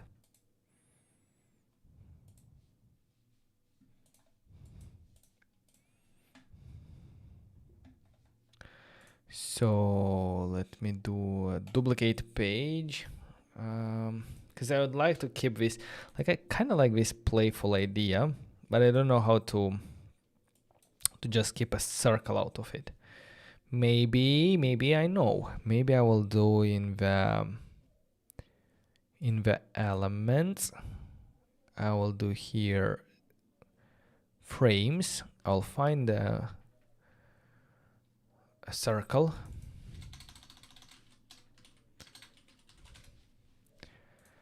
And if I put the parrot there, come on. Parrot, go in there. No, you cannot, please.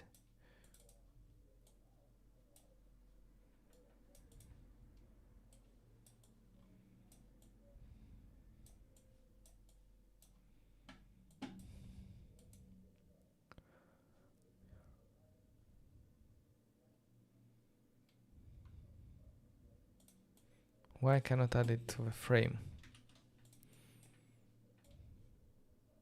Because it's not a picture? Or why?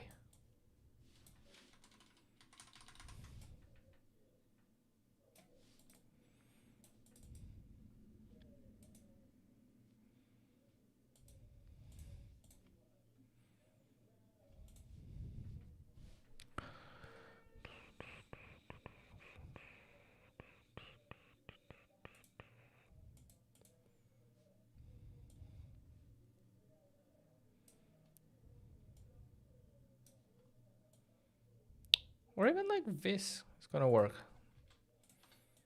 Will it?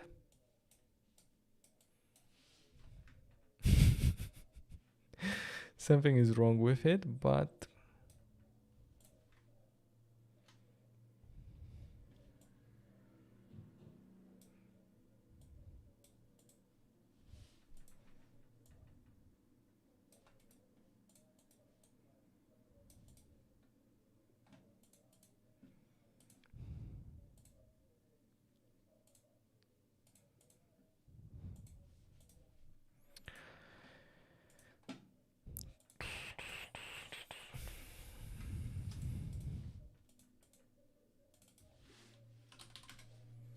oh, I can do like this, 300.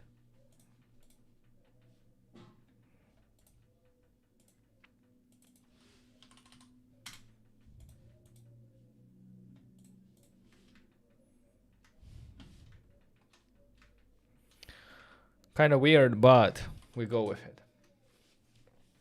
Laura means parrot in Spanish, by the way. Yeah, that's what I was going for. A parrot with UK flag colors. UK flag colors. What's the UK flag colors? Just add a square of the same color as the background. On the body, I think you're good to go. Parrot styled with the colors of UK. That parrot looks like he's ready to fight. Yeah, I think this one is like more playful. It's not perfect, but we don't have a lot of time to change anything. So if I do 1000, it's good.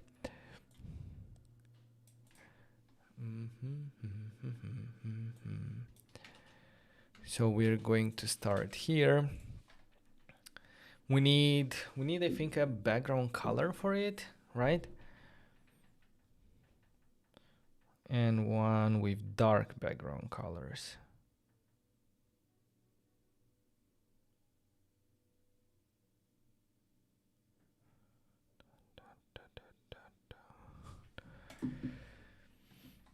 What color do we put here? Maybe this. Not sure how it's going to look. No, Vadim. This is crazy. Yeah, I think something like this for light mode. What if we add here? Oh, no. I was thinking more of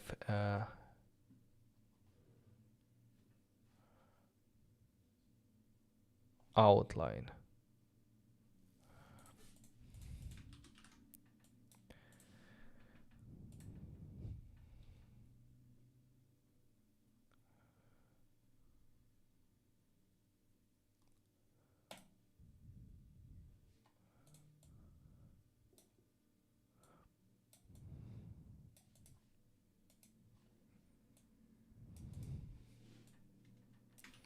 As you can see, I'm not a designer. And that's why I stick to coding. Something is wrong with these colors, but I cannot put a finger to it, so I will go with them. Yeah, that's best.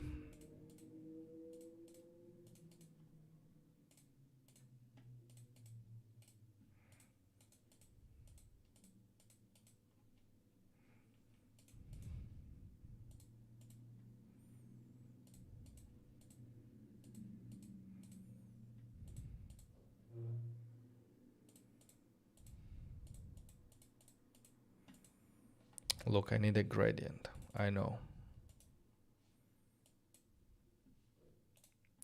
But a very light colored gradient. From here to here. And it should be...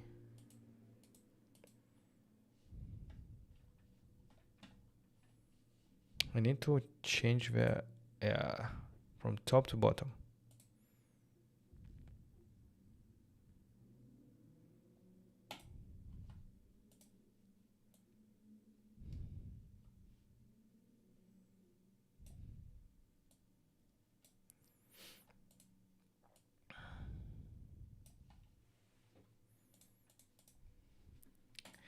This good. Okay, now for the second one, I'm going to duplicate it to do the dark background. And I don't remember like Apple icons dark mode. How should we look? Because I still...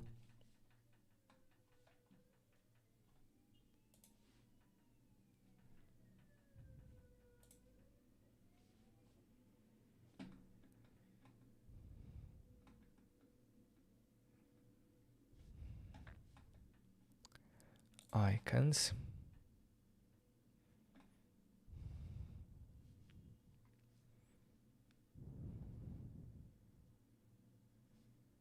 Up icons I'm looking for. And here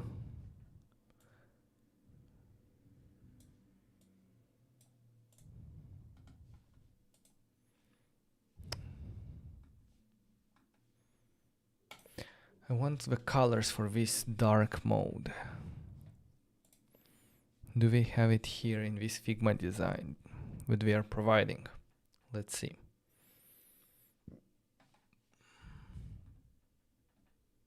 Up icons. Dark. So the dark has what? The dark has colors. This is a gradient, right? From this color at top. So that means that the gradient, come on, gradient at the goes from top to bottom, and at the top it has this color, and at the bottom has this color. Okay, that's good. For tinted, we need pure black background. So this is light, this is dark.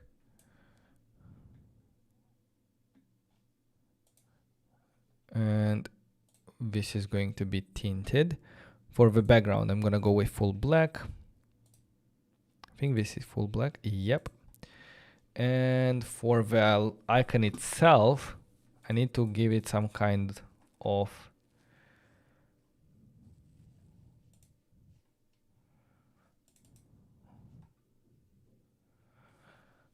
what's the color? I don't know what's the color.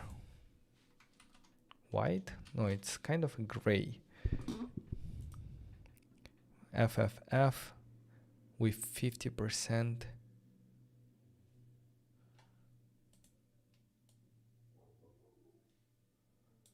Okay, so at the bottom it's white at the top, but at the bottom it's just 50%. So I think I should do it we've added. I'm not sure if it's going to work. I'm going to turn it into, with a filter, into black and white. Maybe like this, or ink. Okay, and that's good. I think I'm gonna leave it like this.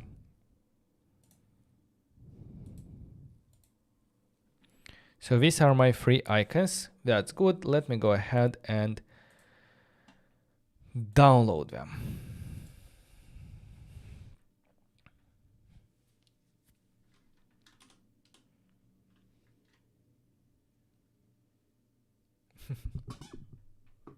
Black and white was also good. This is going to be used for tinted, like for crazy people that like tinted, to adjust the colors of the icons on iOS. Now what I have to do is, I think I downloaded the icons. I will add them.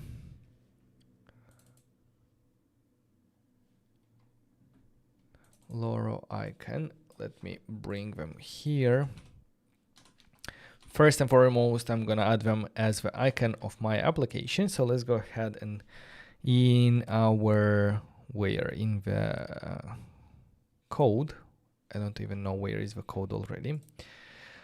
I'm going to go into the assets, and instead of this icon that I have here, I'm going to bring the, which one? Think I need all of them, 1, 2, and 3. The main one, which one should we consider? Let's consider, yeah, let's maybe do delete instead of icon. And here do icon. Second is going to be icon dark, and then icon tinted. Now, inside app.json, for icon is good, but for iOS we can do here, for iOS we can do icon. How do we do that? I already forgot, but I can look into my previous project. Not peer-to-peer. Open a new window. Invoice generator. And here in app.json, we had iOS icon, light, dark, and tinted. So icon, good, then icon dark, icon tinted. Perfect.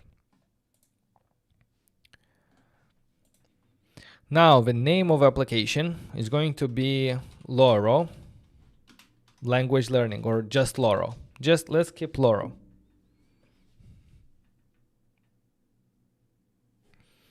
The slug is going to be Loro. The scheme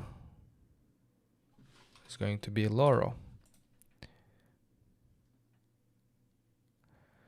I can also adjust a bit the splash screen. So instead of this splash screen that we see here, which is of this size, so 12484, let's go ahead and Canva again and do a new design. Custom size 1284, 2778, 2778. Create new design. The background is going to be transparent. We can put the, as an idea to have here the splash screen image.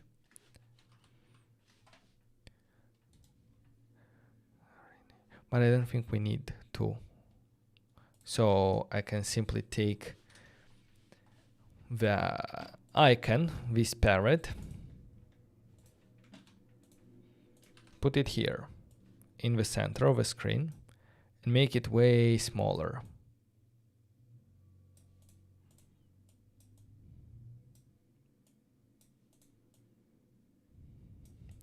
Should this be a splash screen? I like how it looks. I'm not gonna overthink it. Let's name it Loro Splash. Let's download it.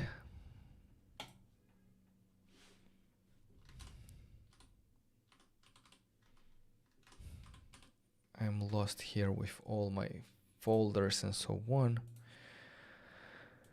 But I'm going to take it from here and add it into the assets. And instead of, oh, I need to do it with, when I download, to say transparent background.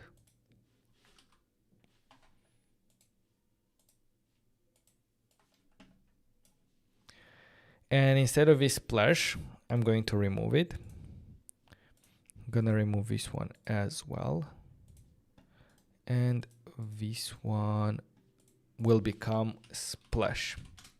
I'm not gonna do anything with adaptive icon because this is Android and fav icon is web, so I'm gonna keep it simple for me like this.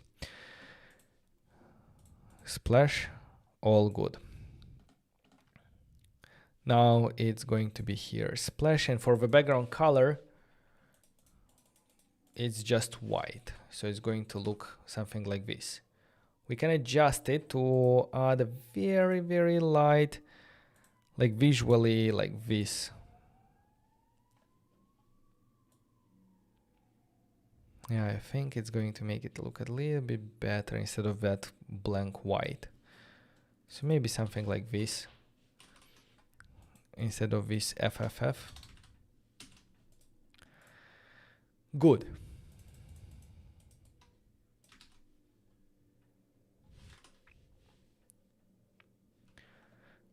Here, what would be very close to that background?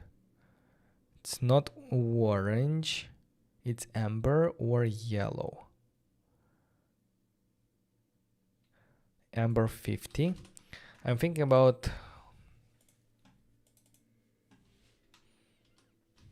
if I do amber 50, how will that look? Thinking also like already like for backgrounds in my application. So if I do here the amber 50, I think it's kind of the same. So I'm going to actually take this amber 50, do it here, and then in the source, maybe in application, index. Here instead of background white, I'm gonna do amber 50. Okay, good. For the background, I like it. The foreground, like the title, not so much, but we're gonna get there in a second. Maybe meanwhile, I will go ahead and start a build process. Git status. Let's do npm or let's do git add, git commit icons and so on, git push origin main, and let's do the pre-build.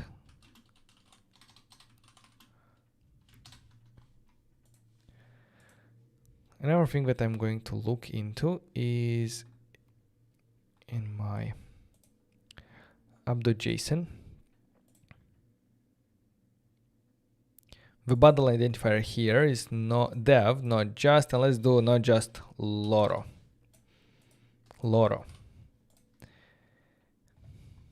While we're still here. And for Android, that's going to be the same.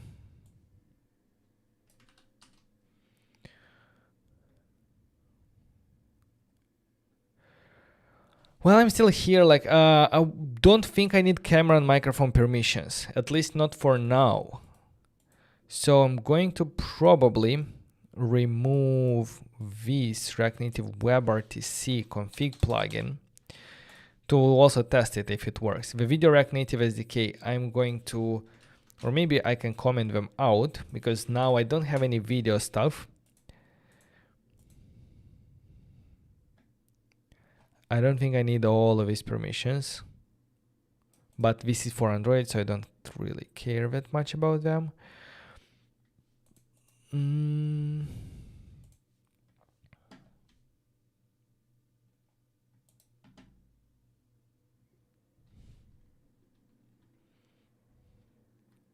Okay, so let's try git status,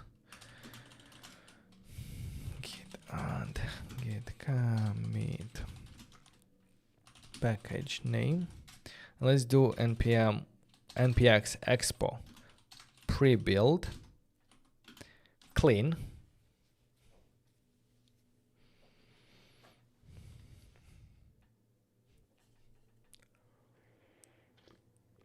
You can tap this in Google. Expo splash screen generator can click the first list. I didn't know about that, but thanks for letting me know.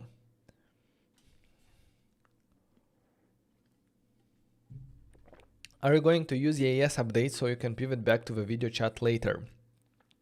I'm using Expo EAS updates, but not for that, like, because if I have to pivot back like to video, it's going to involve a lot of changes. So I'm going to have to just simply rebuild it. But the EAS updates is good for small bug fixes and things that you want to deliver fast to the user.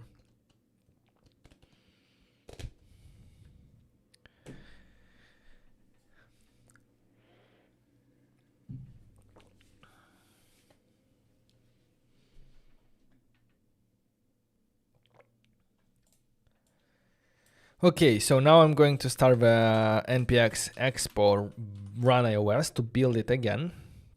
And meanwhile, I'm gonna work a bit on the colors and so on. So let's do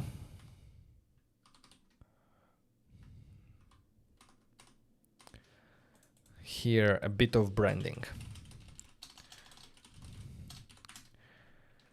Backgrounds, I said amber 50 is good. I need now like the main color. Should I go with this color from the parrot? For what?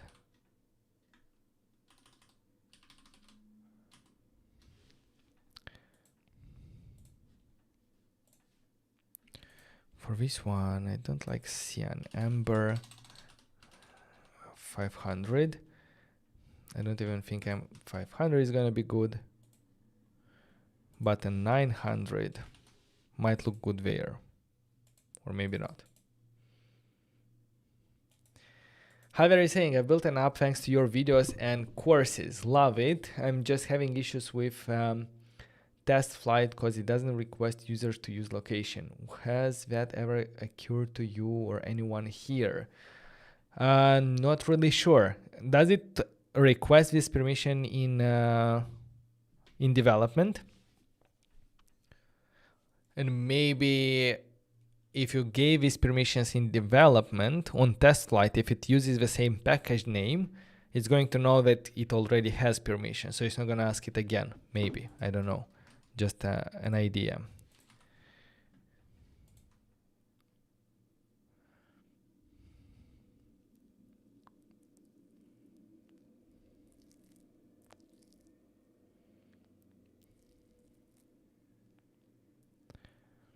$950.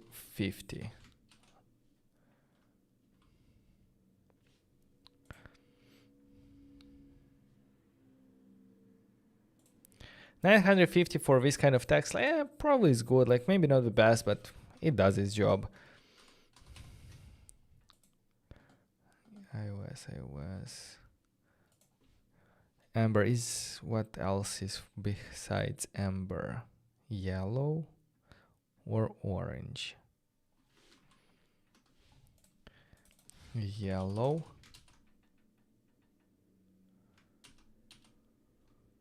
I don't see the difference, so it's okay. Maybe we need to do the parrot here on this screen to add some personality. In the assets, I have it like this, but I would like to also have it without any background at all. So let me go ahead here and say, hey,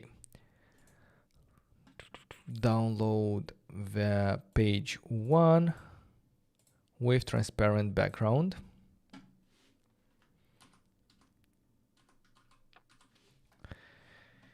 And let's put it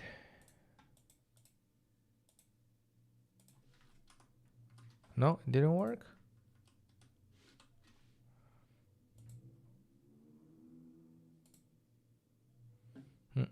I need transparent background.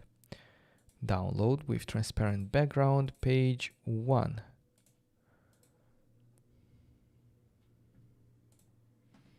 Still like this. Let's try it this way. Duplicate and do white here.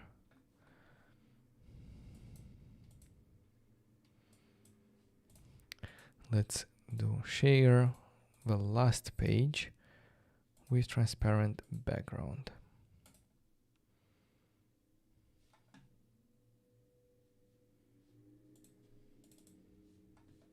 Okay, now it worked. Let's add it somewhere here. Assets. Let's call it Loro. And let's render it somewhere here. Image like this. Loro.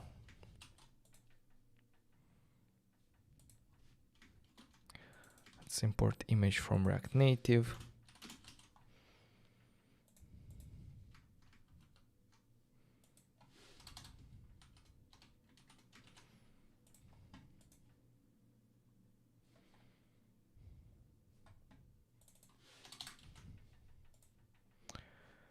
Okay, good.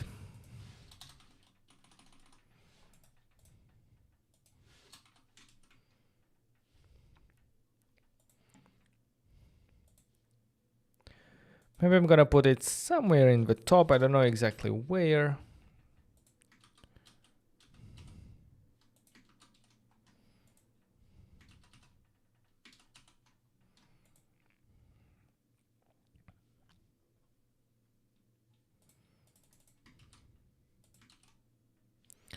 Maybe here, justify between. And we have this Apple sign in that might.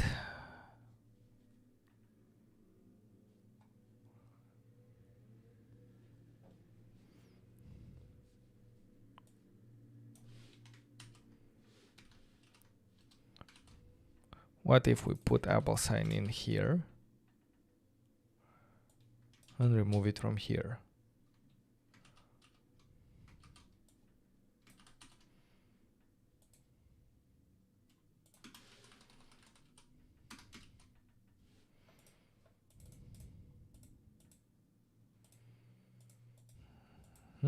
What?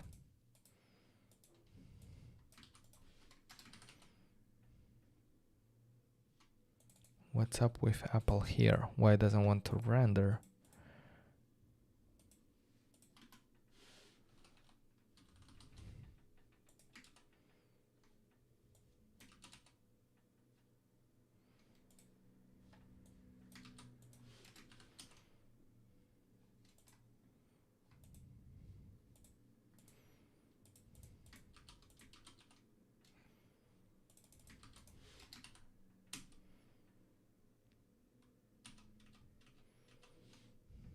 I don't know why that is happening, but I can add them in a view.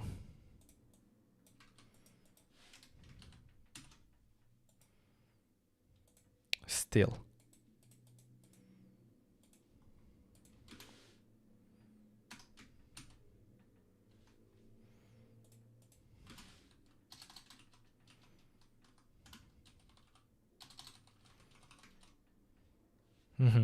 Okay.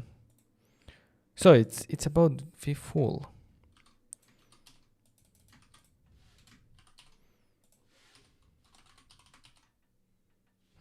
Okay. Now it works. Some weird alignment, but we can fix it in a second. Let's add here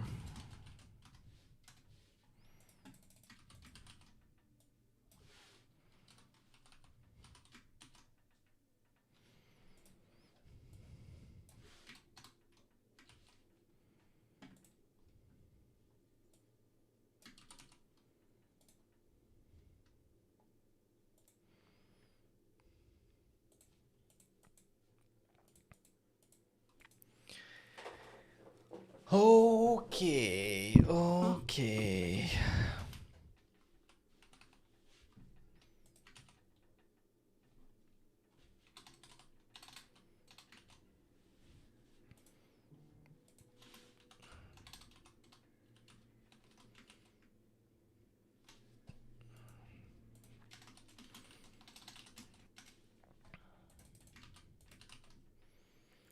Trying to position everything here properly. Let's do okay like this, and in this case 62. No, 62 is too much. 50, do we have 50? No. 55, 52, maybe. Come on. And 52.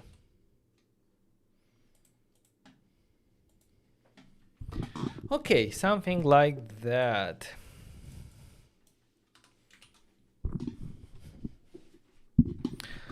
Let's get started.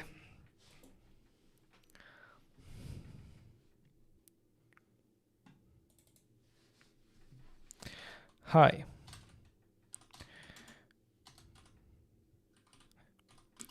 My name is Loro.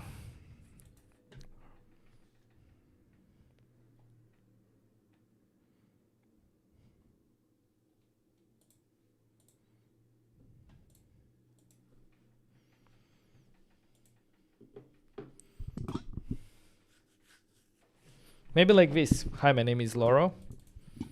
Someone is suggesting to add a title under the image. Look up Canva color palette generator and add your color. It will show you complement. Let's see. Is it on Canva itself? Upload image or try.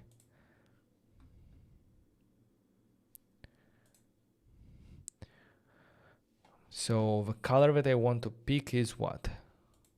I don't even know. Maybe to extract it from.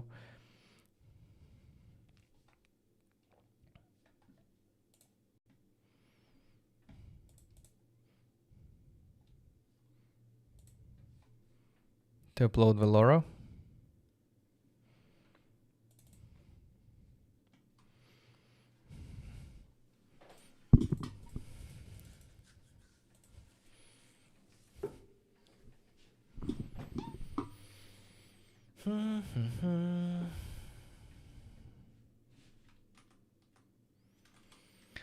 Like I would need like something besides this, but this is actually very helpful. So let's just keep it in mind. Now what I want to look at. So what do we have here?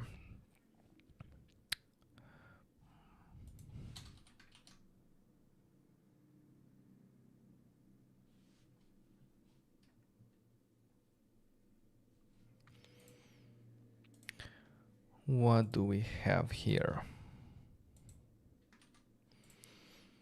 I want to sign in with Apple. Give me just 1 second.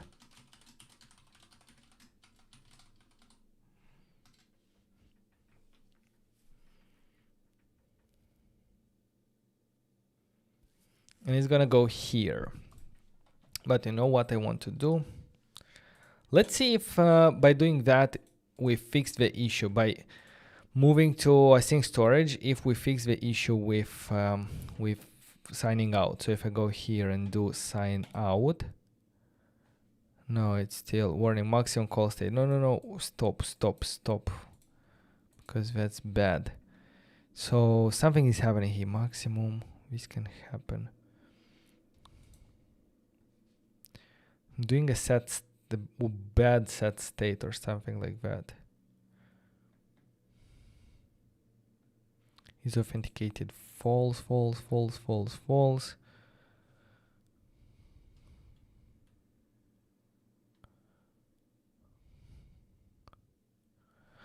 Warning, maximum update dev. Another thing that I want maybe to look today at is languages.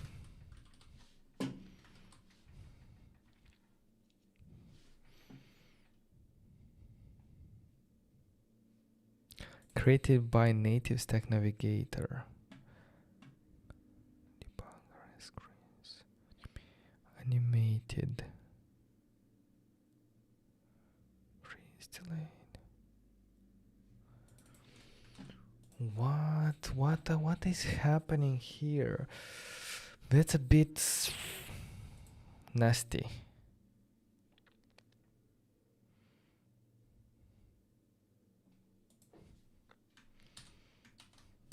So everything starts with this layout. We have gesture handler, of provider, query, and overlay provider.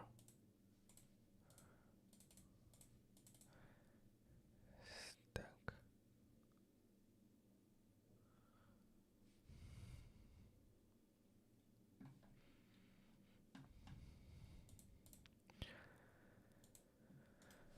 I'm gonna delete some of the screens that we don't need, like for example with details. Then we have the index.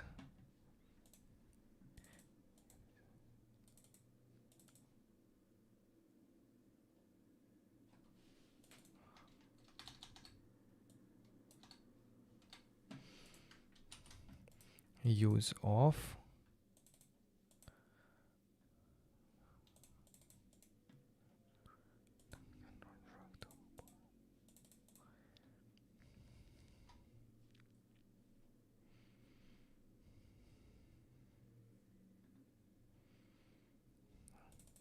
Important that we return when we do redirect. And I do that here. Protected or onboarding. We didn't even touch onboarding, so, and the off, we no longer need the off screens, right? At all. So I can simply delete the off screens because we are doing that in the index.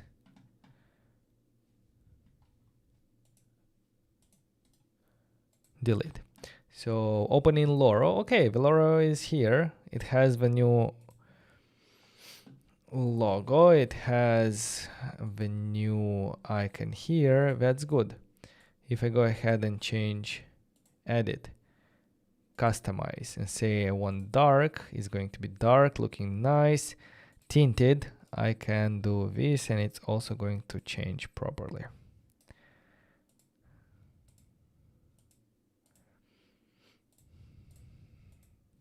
Nice, I like how it looks. But there is something with this one here. Anyway, I'm going to still keep an eye on it. Maybe not gonna spend a lot of time because it happens when we do sign out. For now, let's try to do, maybe it's the way I do the sign out.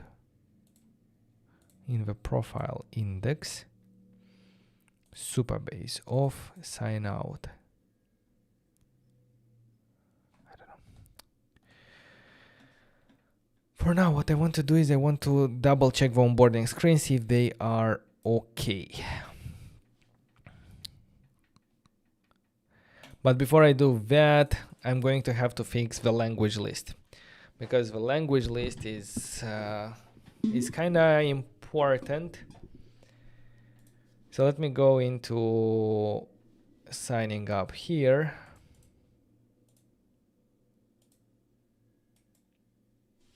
Give me 1 second.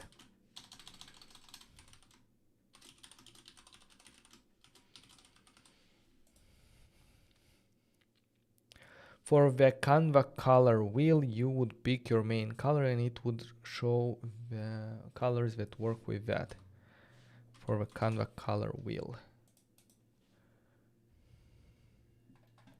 In the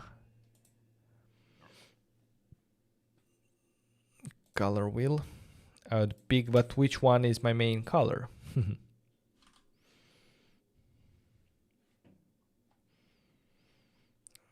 I can pick the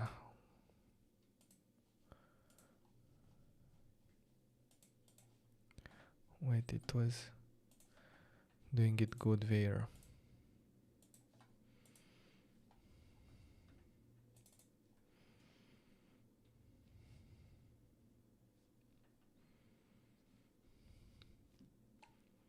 This one for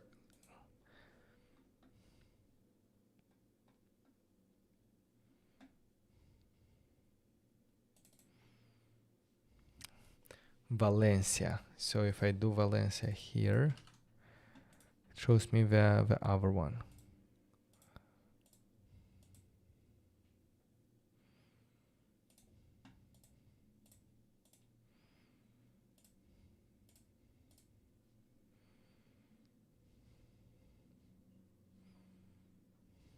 Okay, I'm gonna look into that in a second. Now what I wanted to do, I was not sharing the screen, sorry.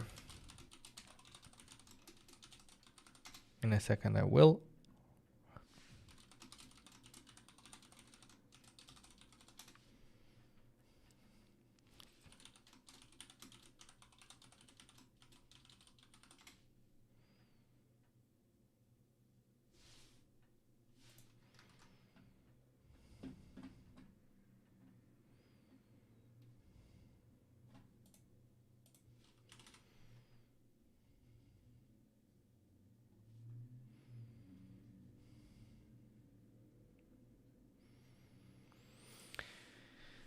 So I'm still having some issues with this authentication. Give me 1 second, I'm gonna be back and we continue.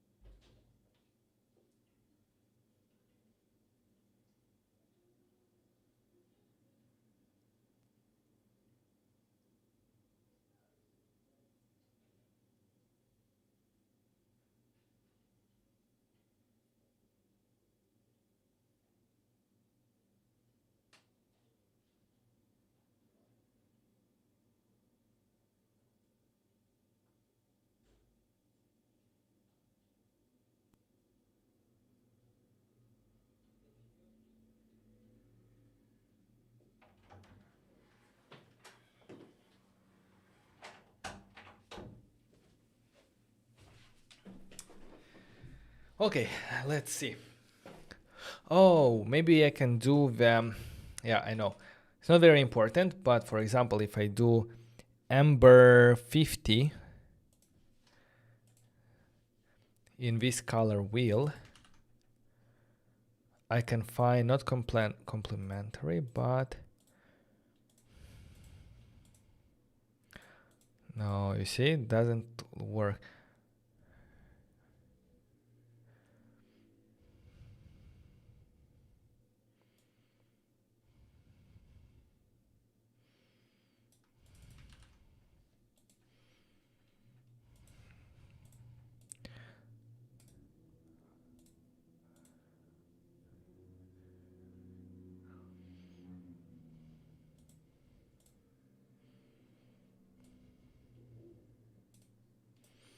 Yeah, I was trying to find like an kind of an opposite color that would work great there, but it's not like that. Anyway, look, I was thinking that the only difference that I had in terms of supervised authentication that I don't do that usually is where I put this, how's it called?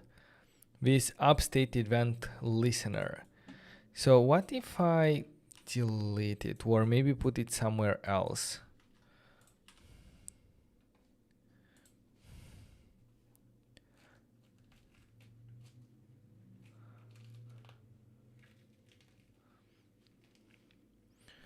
I got some clementines.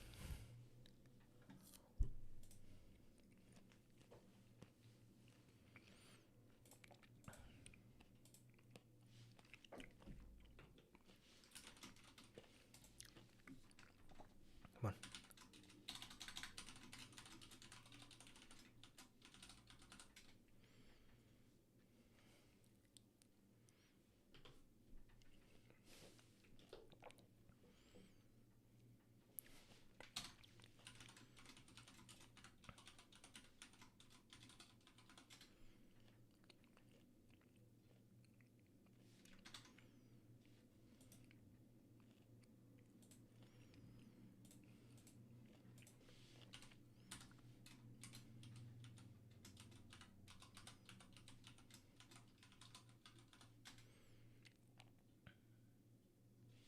Cannot sign in. Why? Why is that happening?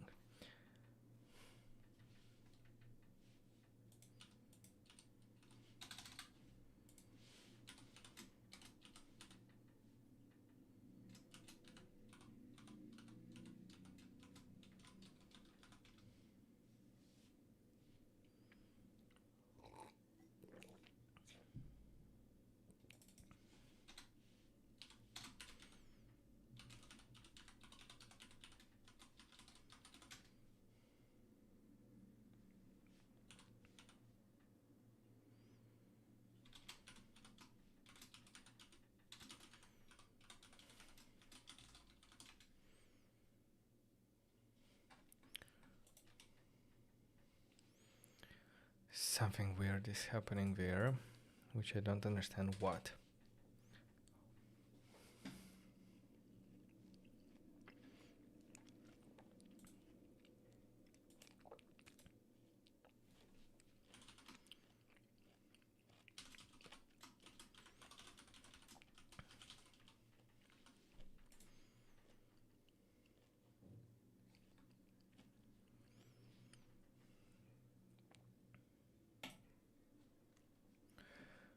I think is that I do sign in, but nothing happens after that.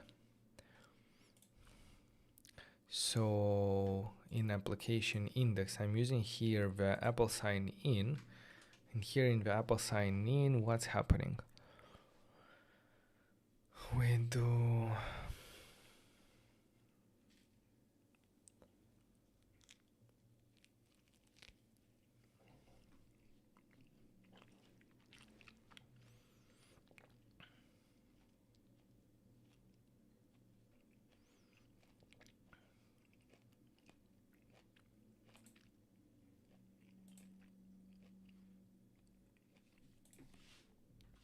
I do console log error, but still nothing happens.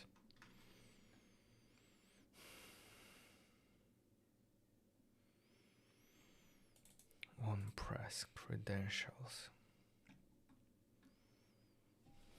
I'm gonna do a console log on the credentials here.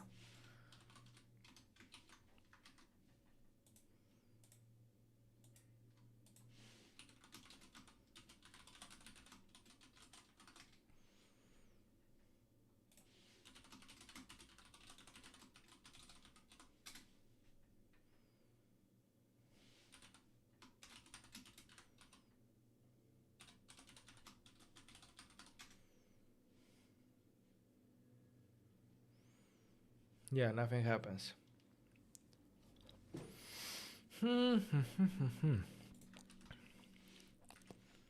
It's time for a restart clean.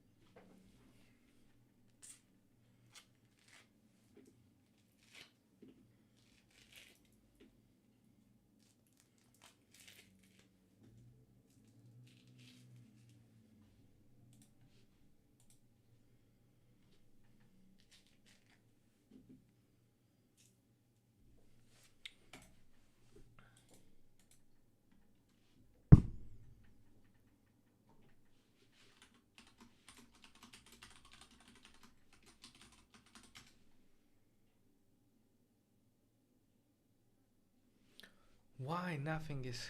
Oh boy, I know why. Oh, look, I changed the bundle identifier. And I need to go back on my App Store identifiers and create it.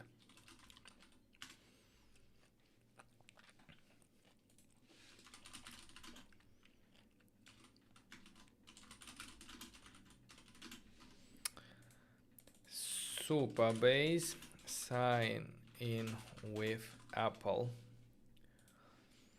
Yeah.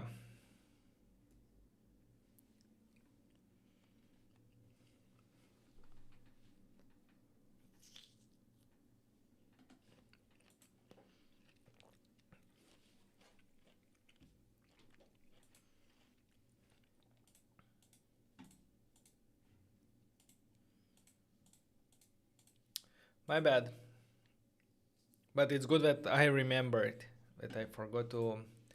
It was a different identifier. Now that I rebuild, I'm gonna have to go back and create a new one. Here is going to be an app ID. It's gonna be an application. Continue.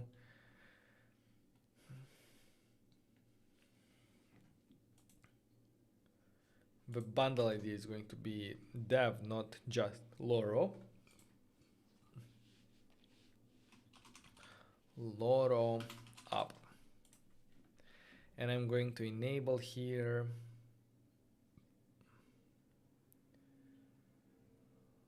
where is it? Sign in with Apple. Continue. Register.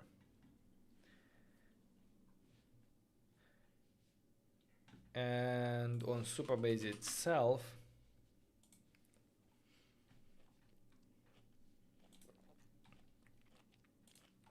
authentication providers,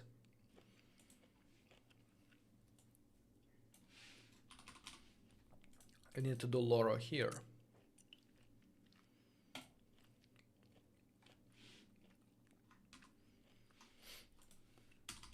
Now we can try it again.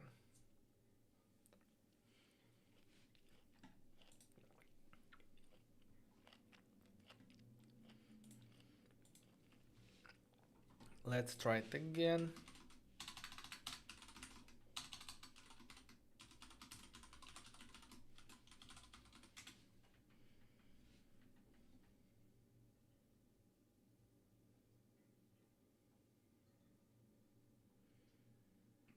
Still not working.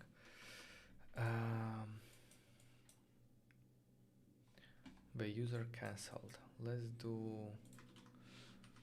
it like this. Jamie is saying I have now resubmitted for review and will start the second app MVP today. Amazing progress. Let's go. What was the first rejection, or is it the first time you submitted?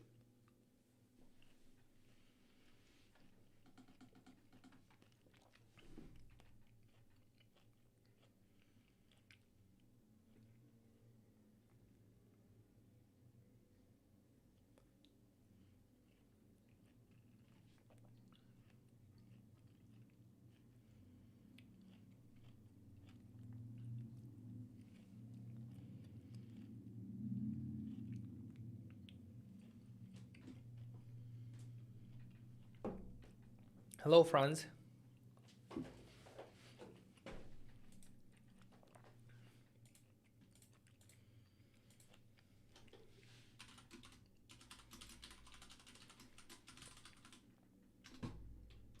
Please work. No, it's not working. Oh no, it's working. Okay, all good.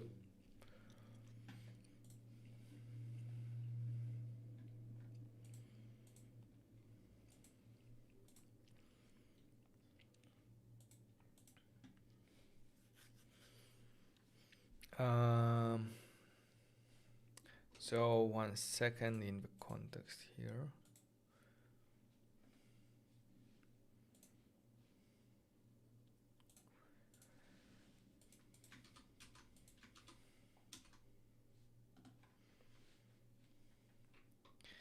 And this is, guys, our first onboarding screen, right? As we get started, it says this welcome.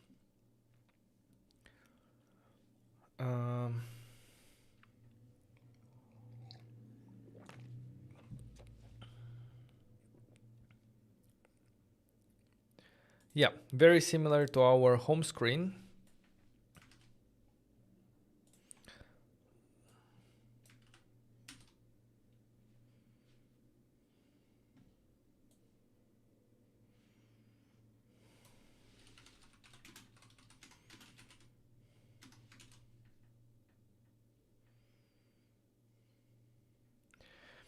The button, I'm gonna go here and say what is going to be the color of our buttons. That's the main question.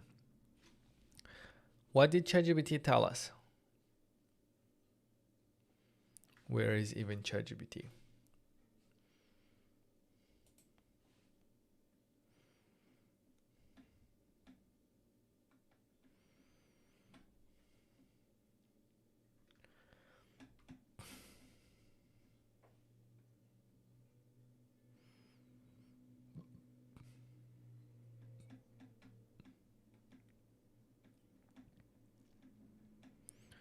So I got into this one, but what? It has cyan, so cyan 400 for the buttons. Let's test that. Background cyan 400. Doesn't really match the style of our icon, for example, right?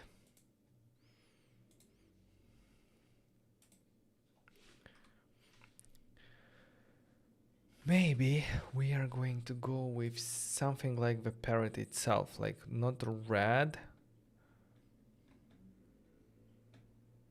rose 500.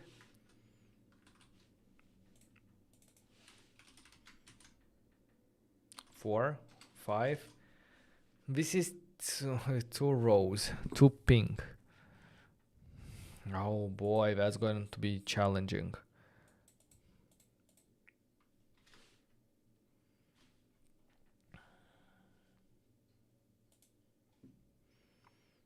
Sunshine yellow 400. First of all, the background of this page, let's do it background amber 50. Okay. And I don't think we can go button amber. I don't think that's going to work. 400 doesn't really work. Yellow.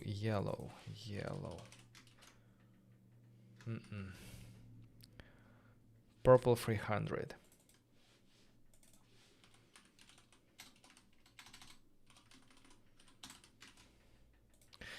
And let me add here also this image. It's going to better show us like what's going on here.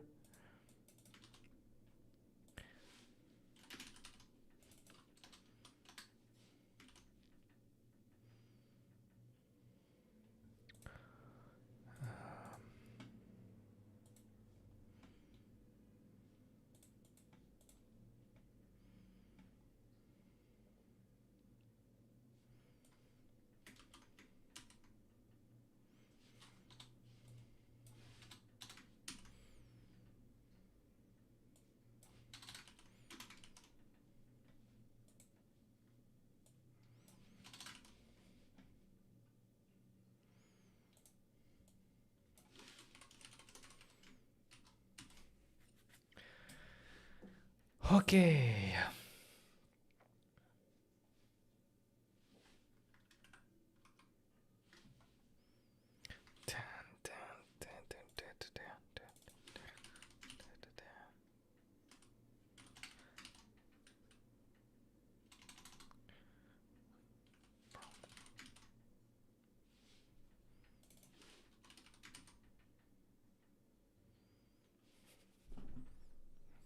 What do you think about this color?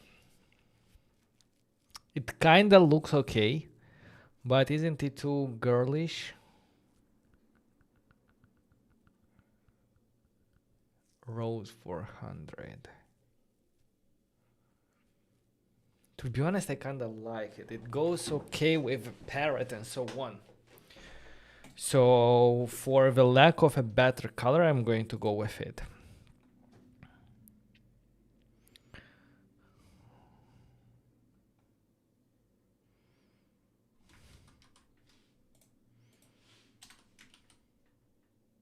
Oh, 500 even pops. 400 is very, it blends, but 500 pops. 400 matches the background a little bit better, but 500 really stands out. Yeah, I think I'll go with rose 500. Yeah, I think I like it. What if I go here instead of amber, rose?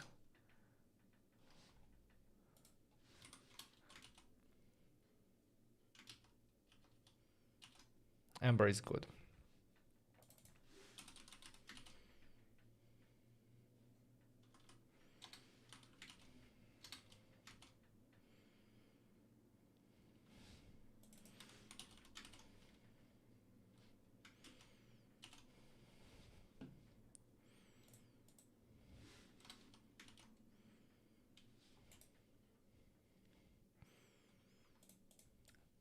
Nice. I think I like how things are turning up here. So if I do get started, okay, I have what language are you learning? This is the learning language. I'm gonna go from background gray to amber 50. Okay. For the titles, I'm usually doing what? Amber 950. So what language? This is going to be text amber 950. And this one is going to be 900. Select the language you are interested in learning. Here is where I need to add more languages, but for the language list, the background white. Nope, no.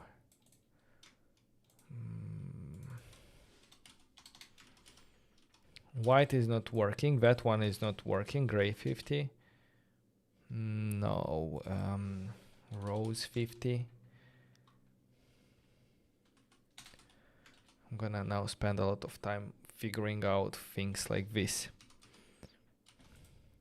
Maybe we shouldn't have a background. We should have a border. And border white.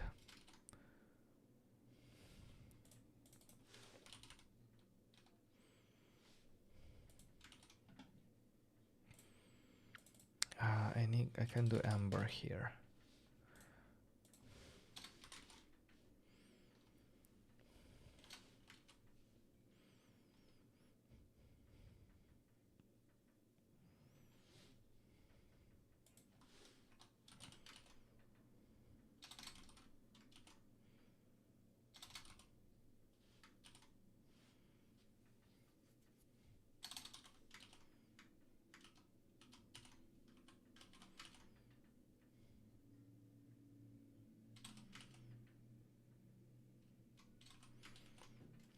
Am I spending too much time on these micro things?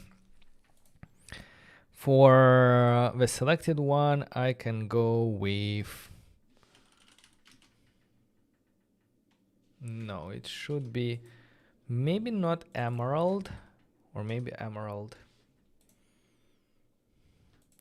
And the border should be emerald 500.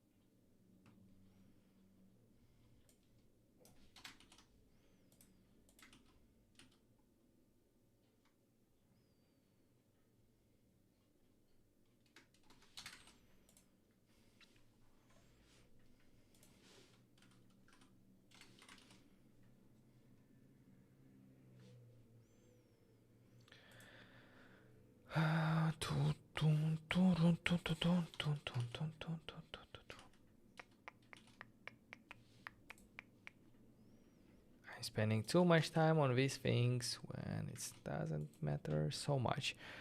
Okay, here, what else?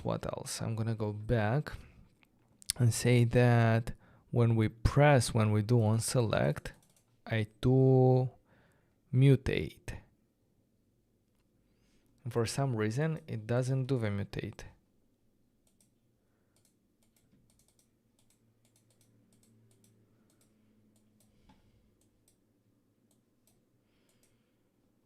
French. But why? Invalidate profile user ID.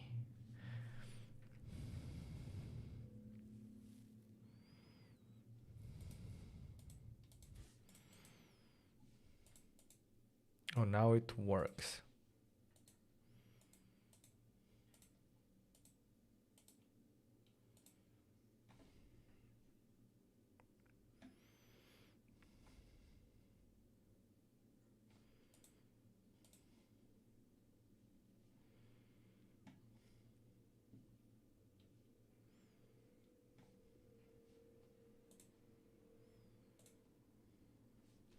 Okay, good. Let's do the same there.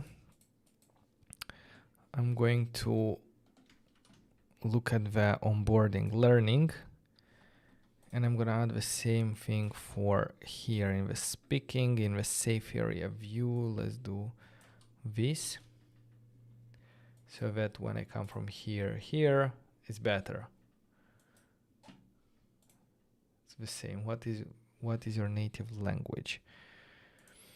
I think in the layout, I would like the fade animation to only be on the index screen or something like that. Stack. Because I don't really like it always. Stack. And look what I'm going to do. Stack.screen. Name for index. I'm going to do options, animation fade like this. So now if I do from here next, it's going to move next like this properly. So if I reload the application, index animation fade. Oh, this is the onboarding. So it got us to onboarding.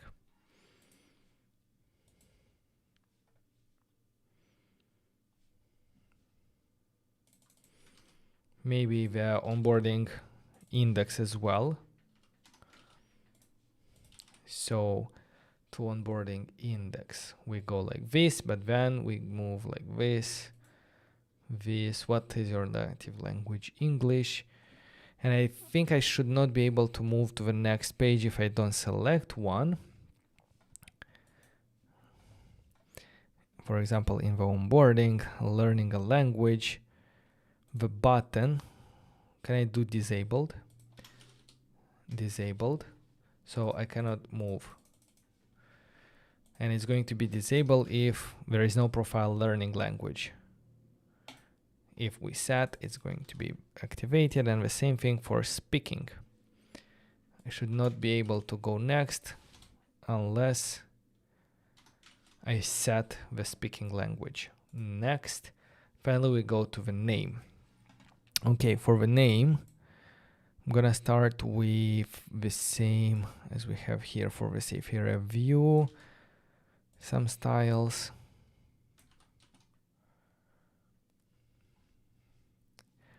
And the button continue, I'll put it at the bottom.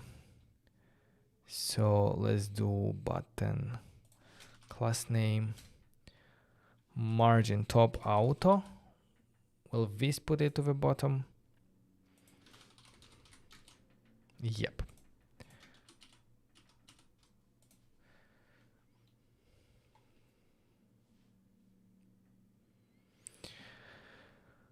For learning, I have here this text amber for the titles. For speaking, do I have it? No, I don't. So I'm gonna put this one. And here it's going to be text amber 900. And for name as well, I'm going to put this one here. What's your name? Let's say my name is Vadim. Continue. Boom, we are on the home screen. Okay, so now the onboarding is more or less good. What's happening next? Here to initializing chat. That means that in the layout towards the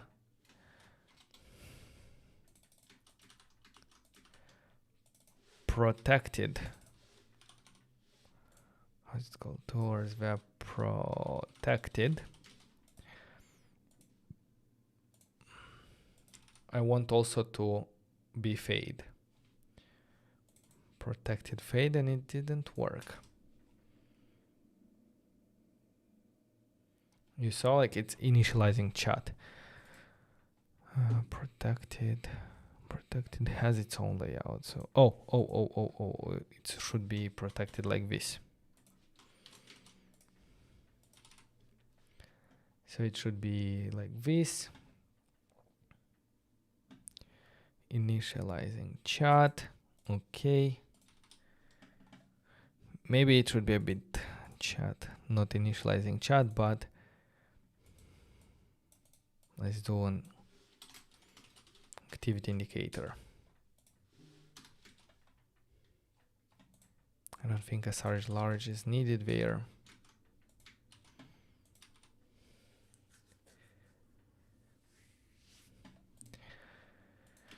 The background amber 50 will look better.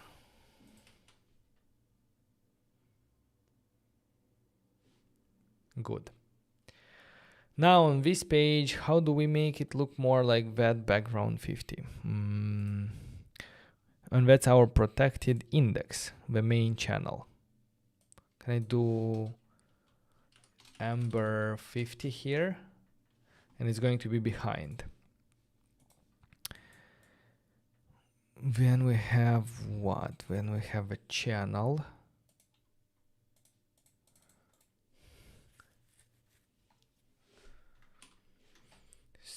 Stream theming.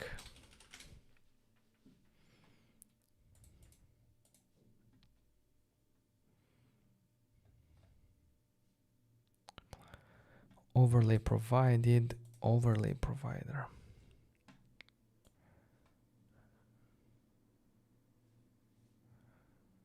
Style.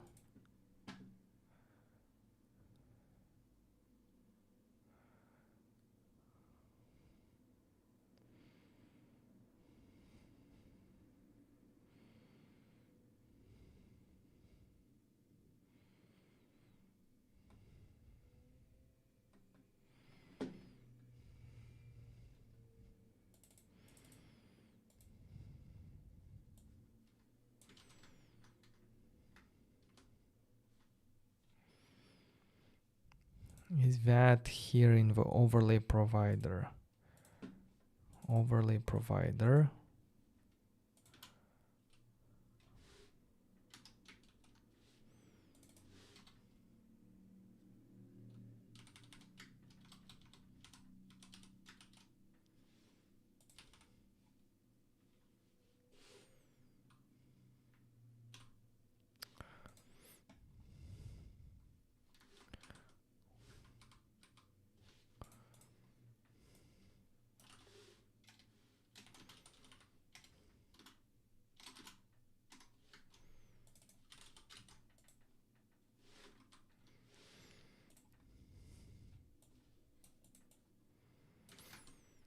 Let's try this one at the top to see if we're going to be able to adjust it. File container.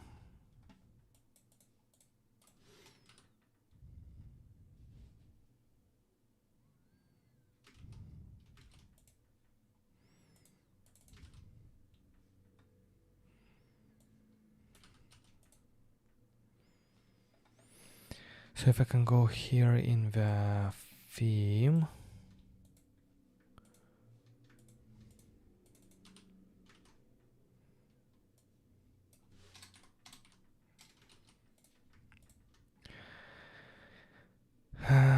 what do we have? Avatar channel.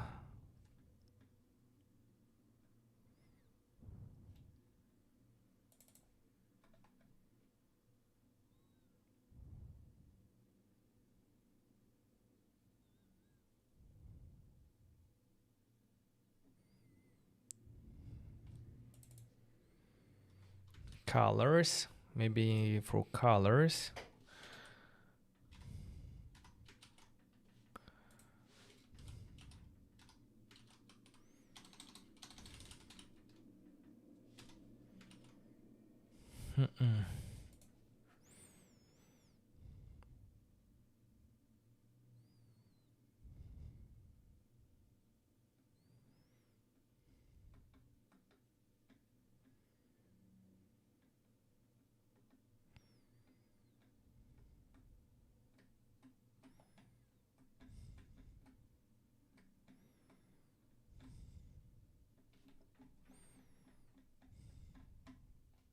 Oh, colors. BG user.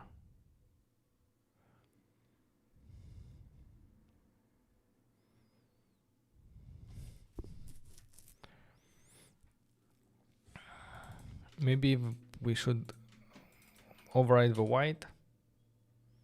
Okay, you see, something happened. What if we override the white smoke? What if we override the white snow? The white snow is gonna go there. So what I can do here is I can use the value from Ember 50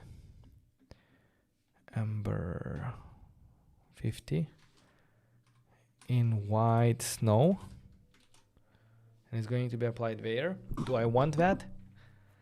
I don't think I want that actually. Now that I see it.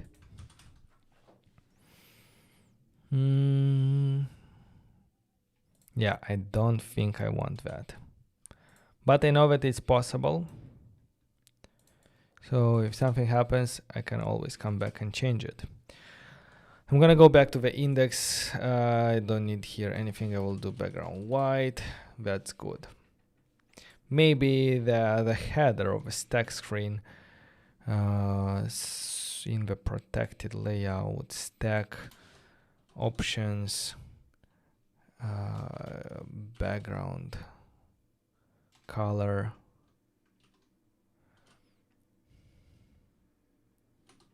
Is that background color red?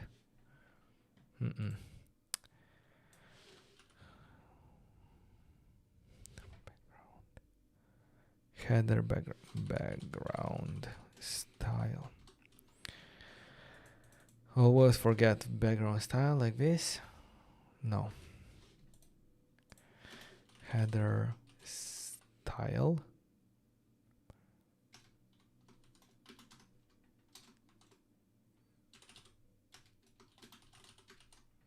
Okay, here it is. So maybe here I'm going to put the Ember 50, how that is going to look. Again, I don't like it. I'm not a big fan of that.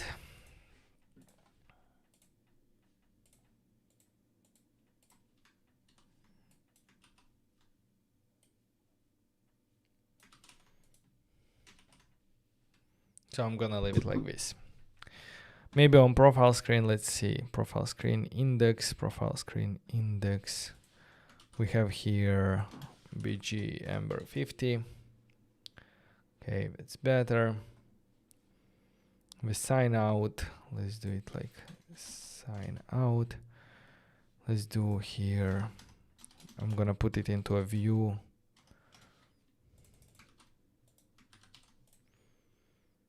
With margin top auto. Maybe the whole page will be in a safe area. View with bottom edges.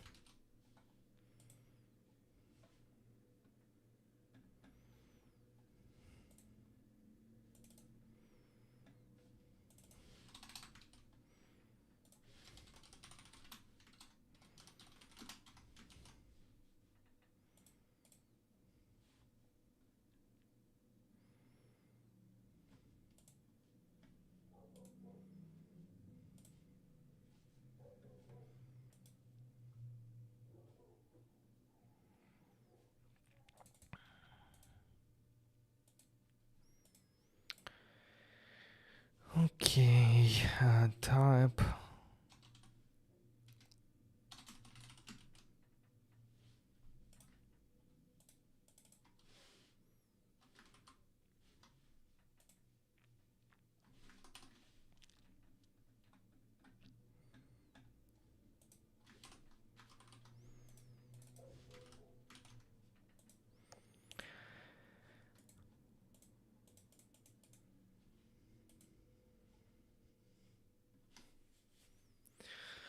Andres Diaz is asking what model is my Mac. I have a Mac Studio that I'm working on.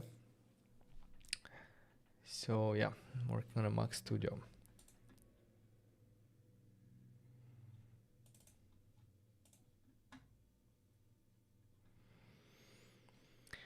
Okay, so we have this one here.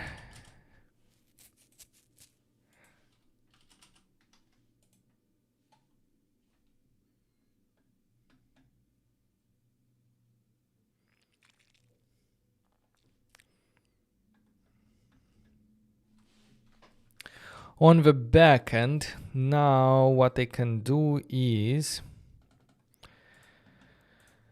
when we create an agent, start missing user ID. The user ID is okay, but the name can be Loro. I think we can even do an image here, but we need to store the image somewhere.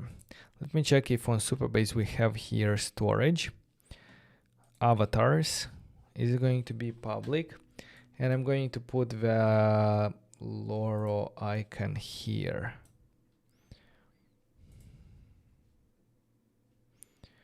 Can I also rename it Loro? And can I have a get URL? But never expires. Can I have it?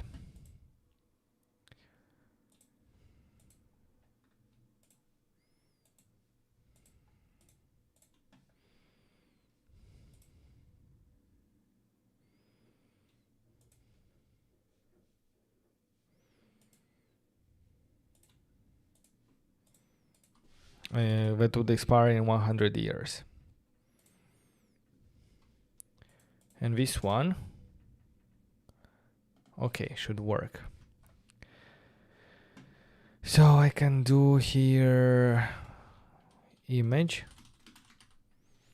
this one.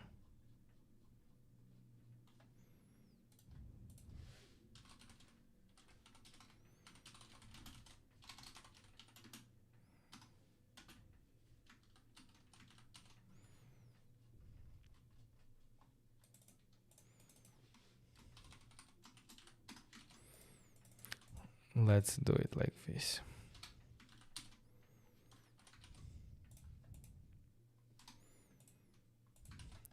So now if I'm gonna stop maybe I need to restart the AI agent here. I consider test the Mac Mini with 24 of RAMs. I think the Mac Mini is super powerful. If I start the AI again, let's see, hello. Okay, now we have avatar, the Laura avatar there. I prefer it to be like inverted, but again, these are small details. And the name of a channel can also be Loro.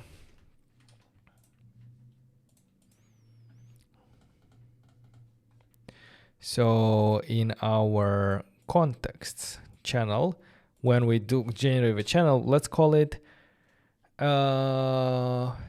Learn with Loro.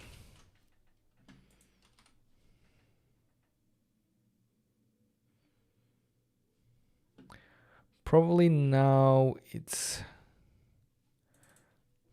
Learn with Loro. If I reload, main, it's still main. Oh, I don't like that background here. In the application, it doesn't look good on profile. I need to think about like how to do it better, but it definitely doesn't look good. On onboarding, it looked like really nice, but something is wrong with my, maybe our colors there, I don't know, but probably I'm gonna leave it like this, gray.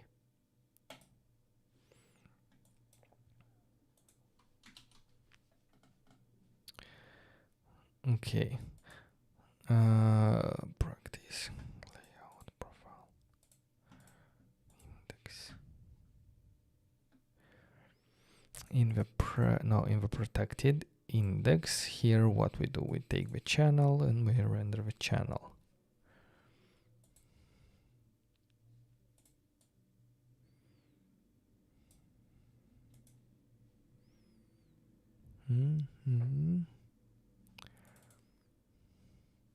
Let me see how it will look like if it's going to be learn with Loro.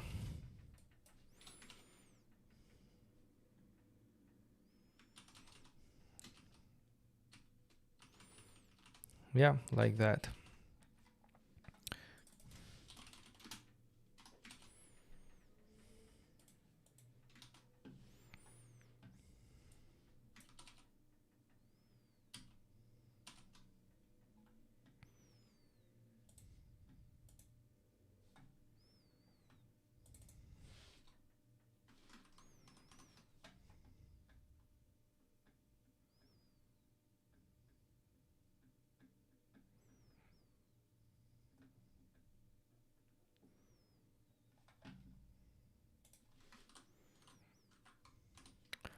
Yeah, some small adjustments here. Where I can do gray.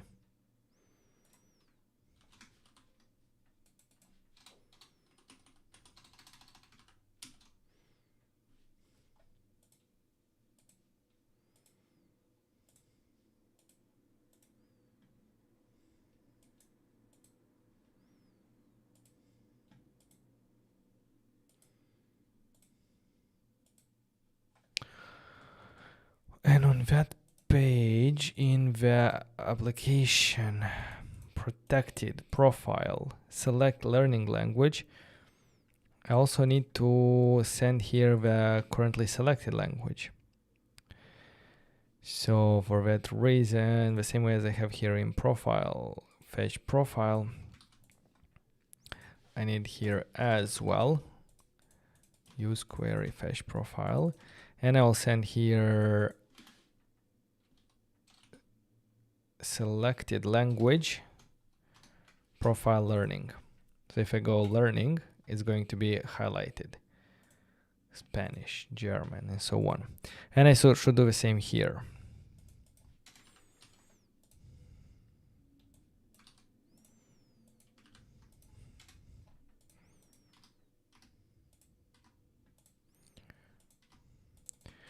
And I'll do selected language, speaking Spanish, Somali, yes, Spanish, and so on.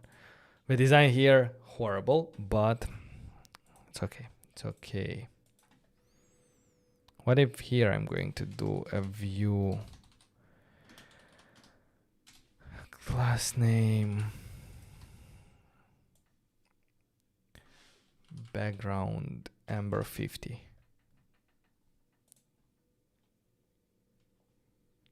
Yeah, maybe here is better.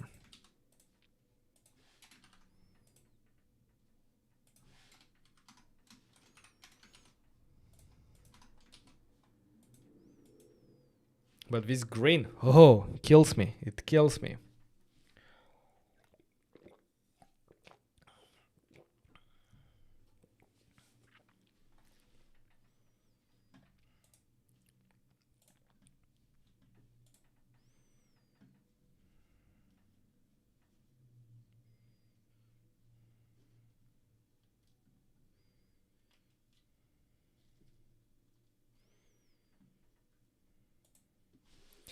Hola.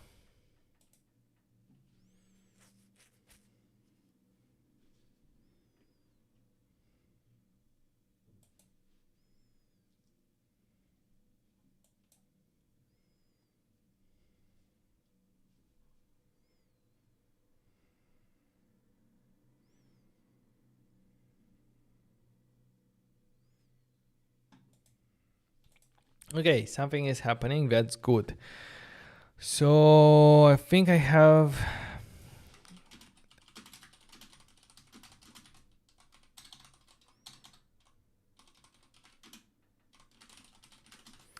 polished like the onboarding and the main parts of application. And now, let me see here. A user can, from the MVP, a user can chat with an AI language learning assistant. Yes. This one is not here. It's going to be later.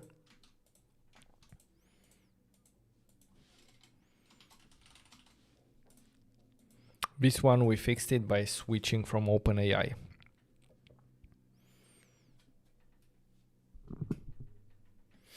When we start the agent from the button, the data is not sent about the user. Not sure if I'm gonna leave a button for long, but for now I'm gonna leave it just because I don't know like what's gonna happen. So let's just leave a button there, start stop AI.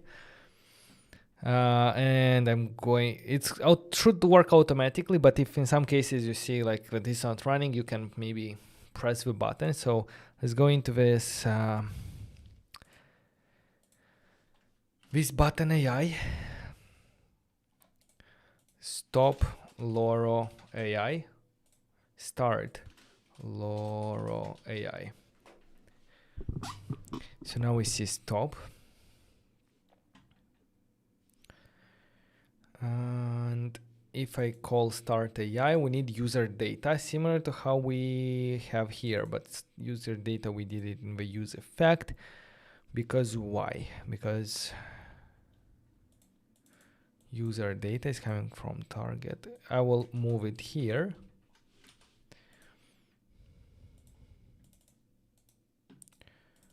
Profile, target data. Okay. Beginner. So I'm gonna take this user data and also give it here to a start channel.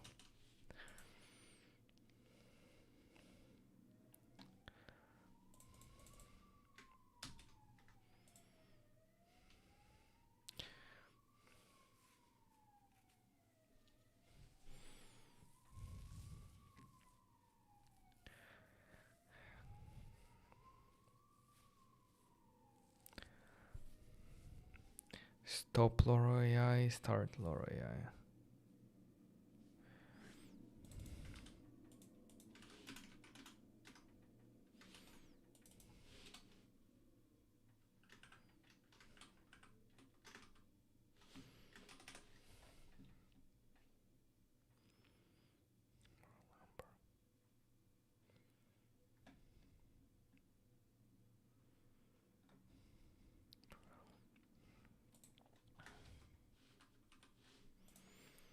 So one of them is going to be like this. Stop.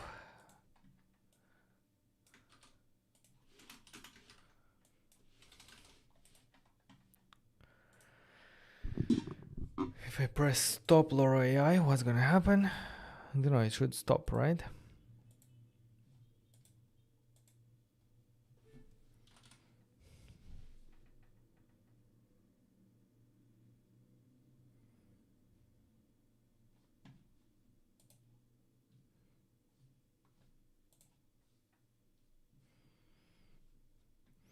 Okay. Maybe in future this is, again, not going to be needed. But I feel like there might be some issues where it's disconnected initially and I just need to know like what's happening. Is it actually connected? Like why it's not working? Or an easy way to restart it without restarting the agent without restarting the application. So that means that I fixed this one.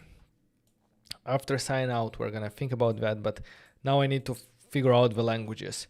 I'm gonna take a short toilet break. The next step is going to be to add a list of languages that we're gonna support. So I'm gonna come back in a second.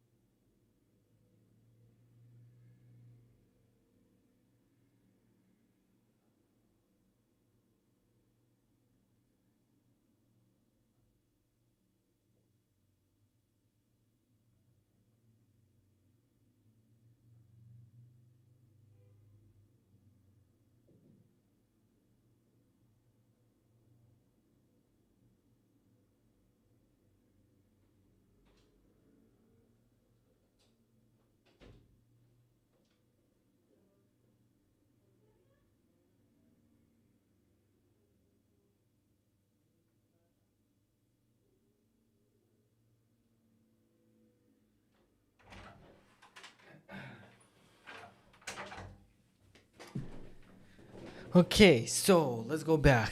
What language are we going to support? I think I'm going to look at Anthropic language support because we are using Anthropic.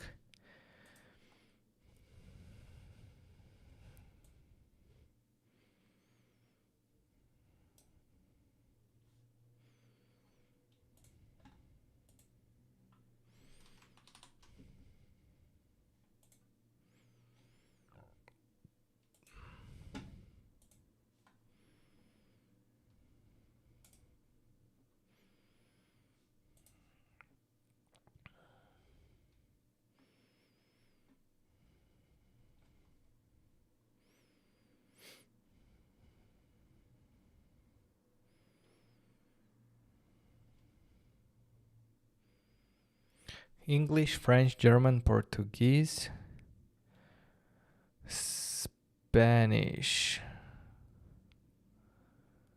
Japanese, Italian, Chinese, Russian, Hindi, Korean.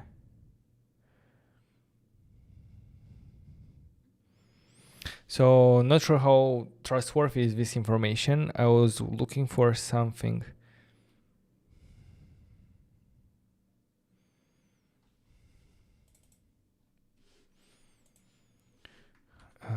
We are using, I think, Cloud 3.5, I believe. We can look at that here in the agent Anthropic. We are using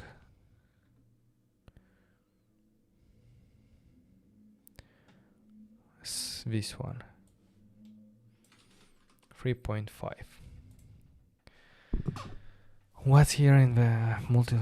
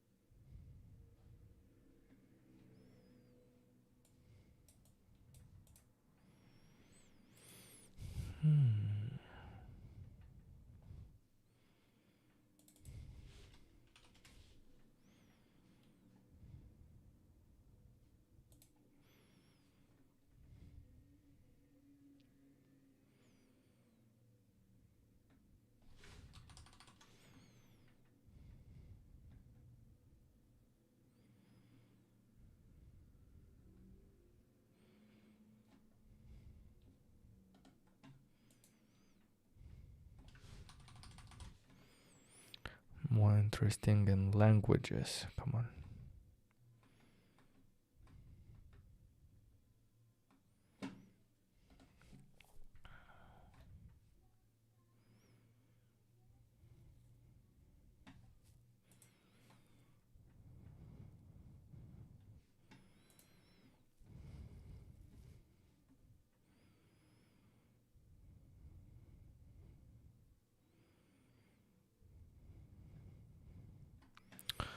I need languages.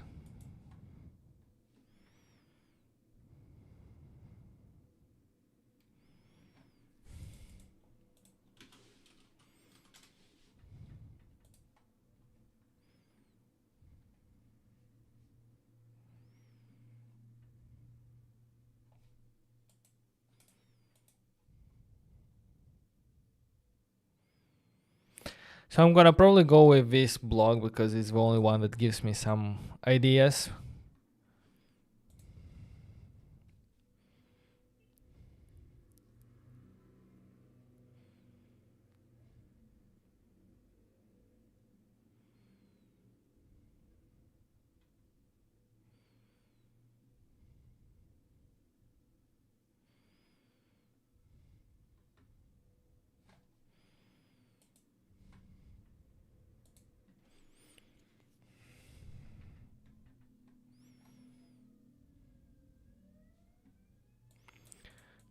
Oh, here it is. I'm not sure if exactly, but making it versatile. So it supports English, German. I'm gonna take these ones. I'm going to bring them here in my application. And in the utils languages, I'm going to say, hey, add this replace languages with the following.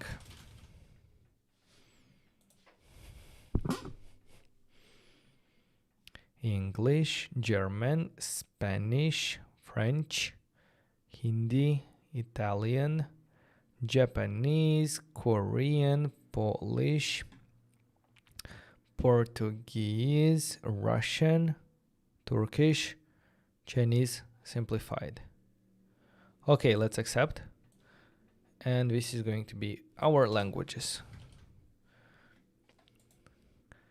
So from English to here in the end Chinese. Okay, good. Let's select, for example, English, learning Spanish, speaking English. Perfect. Now, hola.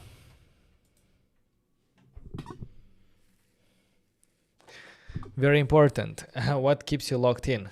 The goals that the crazy goals that I set for myself probably. Why are you in German? Because I need to, like after you do changes here in the profile, it doesn't restart the agent. But that's to fix for future. Later, fix. Restart the agent after making changes in profile. Example, changing language. Okay, good.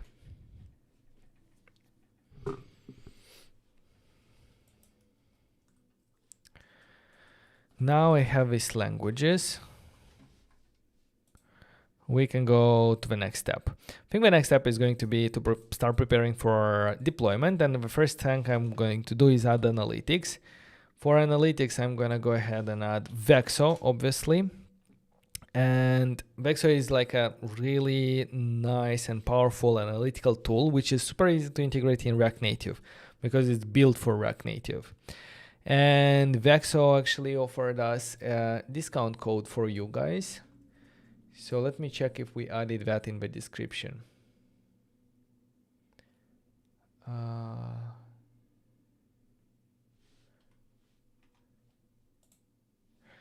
You can use the the code at checkout, notjust.dev 10 for 10% off. So let me leave it here.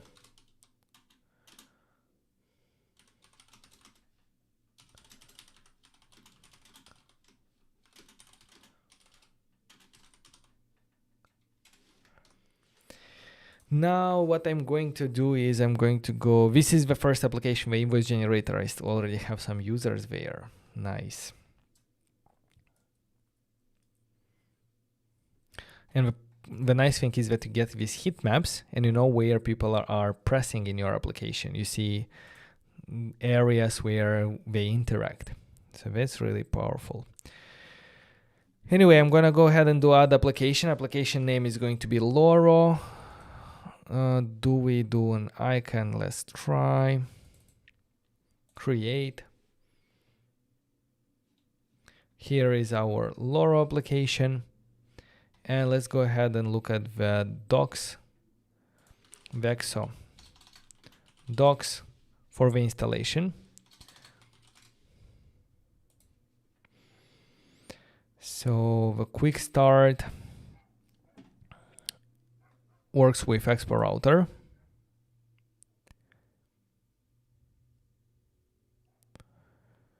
And what we have to do is create an account. Then we have to do install Vexo Analytics. Let's do that here.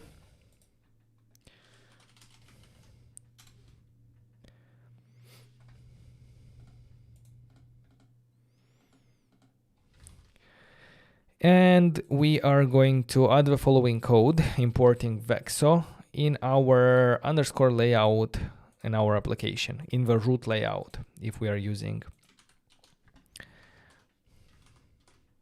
Now all we have to do is initialize vec. So maybe we can do it even with if dev, like this.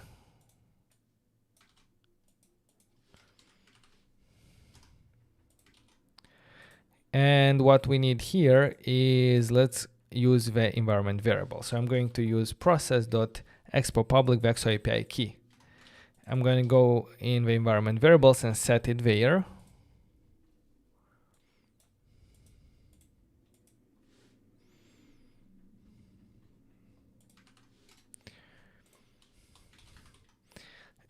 Give me 1 second. I'm going to bring it from the dashboard.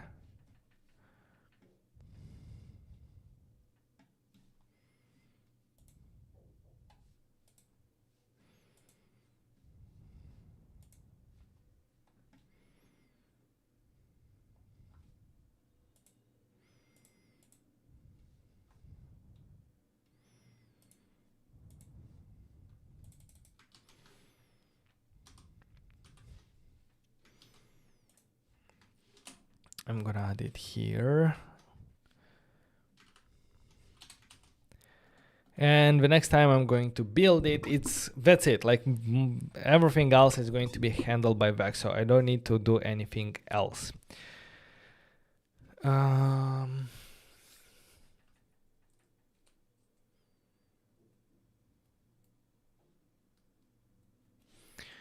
Maybe I can send some events. I don't know if I need that. Let me select the invoice generator and see if I'm going to use any custom events here. We just see how many events are happening, like start invoice, PDF invoice. I can do like sending a message, but that's out of scope. No, let's just keep basic analytics. That's what we need for the beginning. That's it, yes. And before rebuilding everything, I'm going to actually go ahead and set up Sentry as well. So using Sentry will allow us to have more visibility into the crashes that are happening in production on user devices. We're going to have insights there because without a tool like Sentry, it's going to be hard to know what's happening on user's device, like if the application is crashing. So let's go ahead and start by installing Sentry in our application. I'm going to do that here.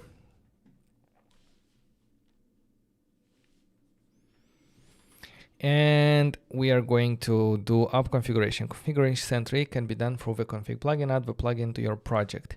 So I'm going to copy this plugin and I'm going to go into my source application.json. I'm going to go under plugins and here I'm going to add Sentry. Here we need a couple of things, organization, project, and URL.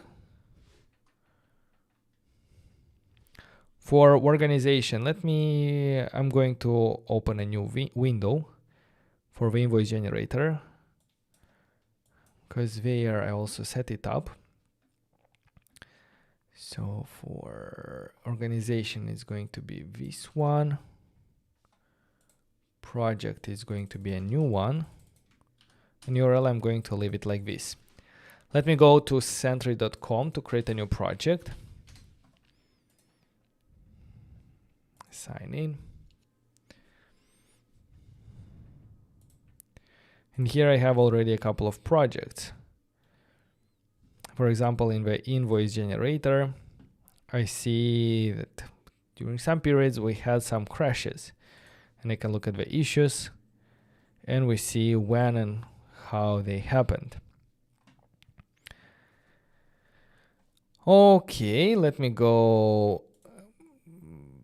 to my project and let's create a new project.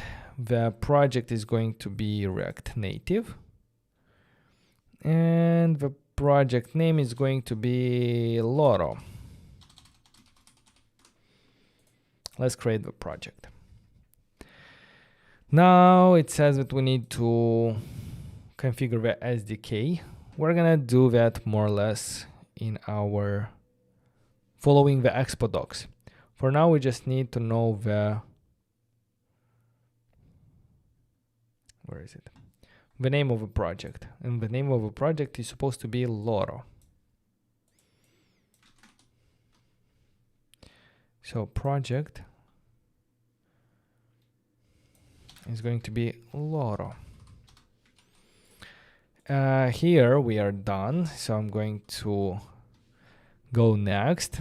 In an environment variable where you want to create, release, and upload source map to Sentry, you will need the Sentry of token environment variable to your Sentry of token. If you're using AS build, you can set the environment for creating a secret. Okay, we're gonna do that after we do the build.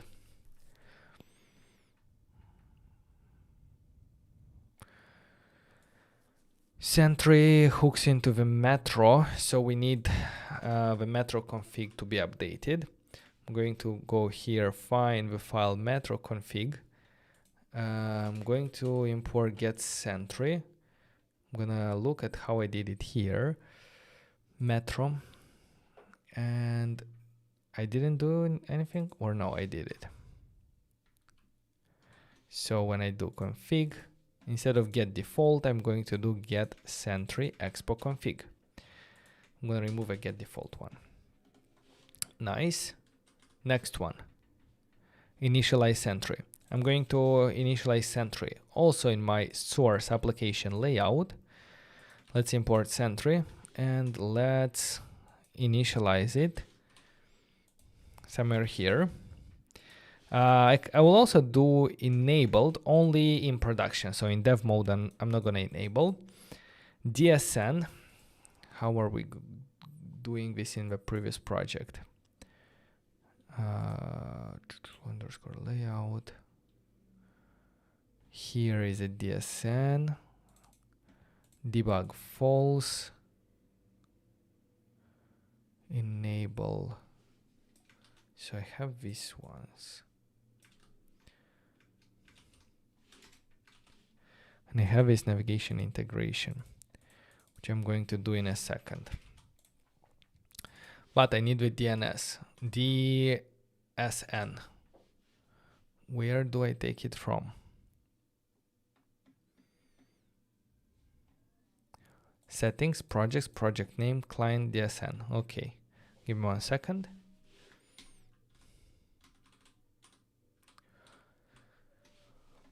Project, settings, projects, Loro,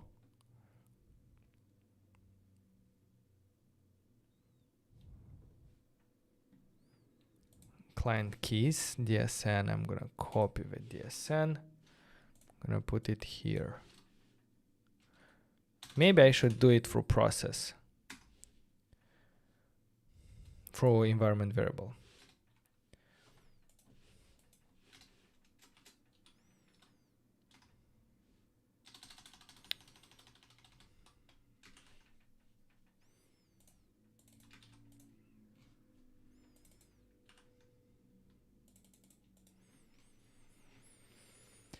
Okie dokie. Here we have it. Back to the code. Back to the docs. We are initializing. Now wrap the root component of your application in the Sentry wrap. If you're using Expert Router, see the example below. Verify the configuration. Okay, using with Expert Router. So we need to construct this one at the top.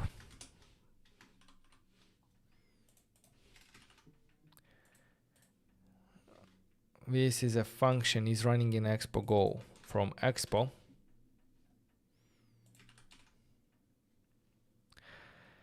Then navigation integration goes here. And then what we do is we have this one in root layout. In root layout, we have this one.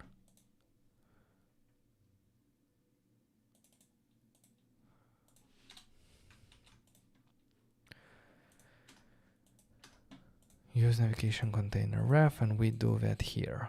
And I think that's it. Oh, and do Sentry wrap root layout.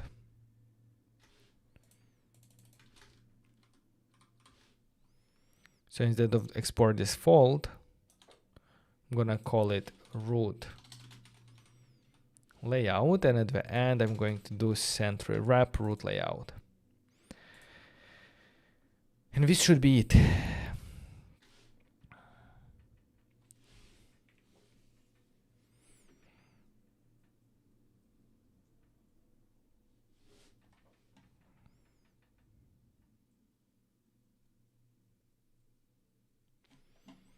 Okay, perfect. Now I can go ahead and do the build. Do I need anything else now before I do the last build? Let's do git add git commit -m build or Vexo and Sentry. Let's do npx expo pre-build.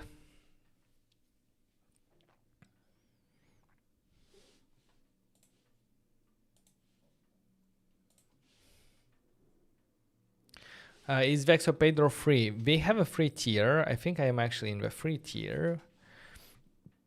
But they also have a paid tier. So for free, you can track up to 100k events, 2000 heat maps, and to 100 sessions.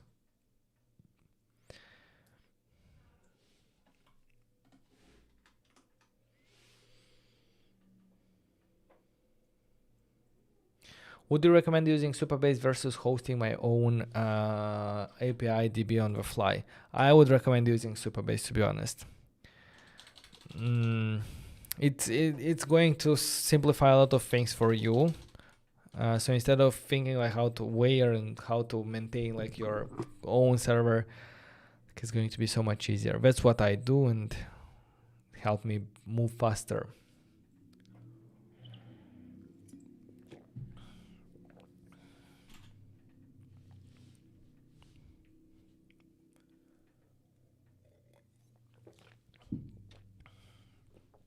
Alright, so I see that a lot of people are actually joining us live. We are currently 135 live users, and I'm really curious, why are you watching the live stream, guys? I would like to know like the reason behind, so I know like what to do better next time. So let me do a poll.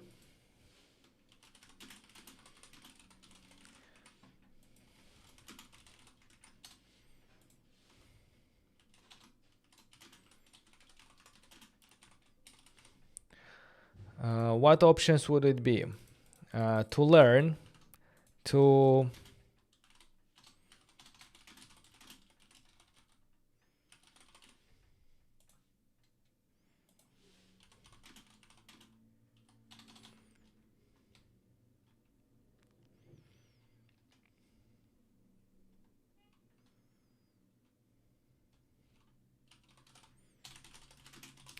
I couldn't find like more reasons, but if I didn't mention it there, please let me know like in the live chat. Why are you watching the stream?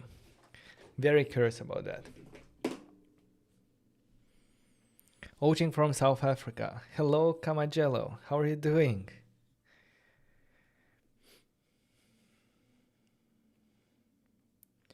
We are also on Twitter, right?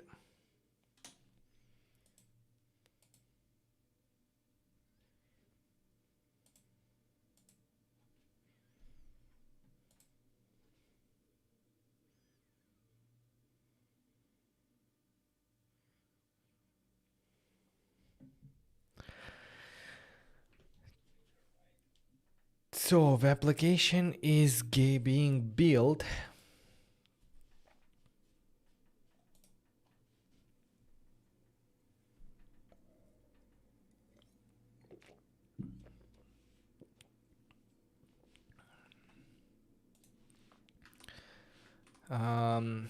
And we have analytics and Sentry. Hopefully it's going to work.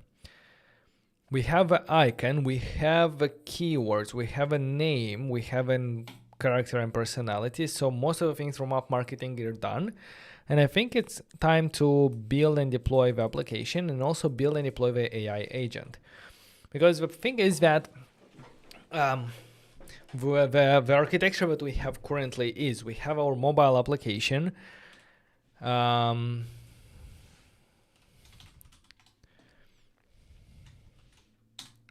So we have our mobile application, right? The phone. This is React Native app. What else do we have here? We have the Supabase, which probably I'm not using enough of Supabase, but I use it for a couple of things, right? So I use it for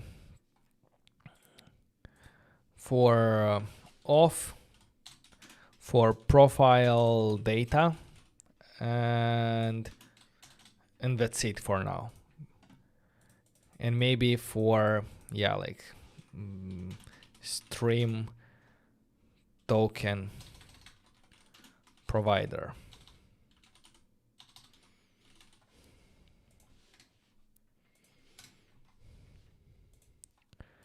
So that's currently what its main goal. Then we have Stream that is providing the chatting experience for now. We also integrated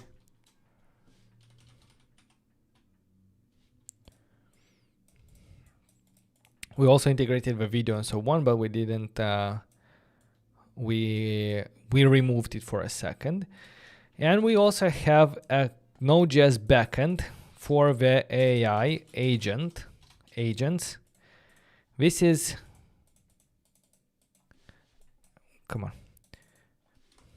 a notjust backend. So this is generating the agents, it's running the agents, and it's listening to the chat information.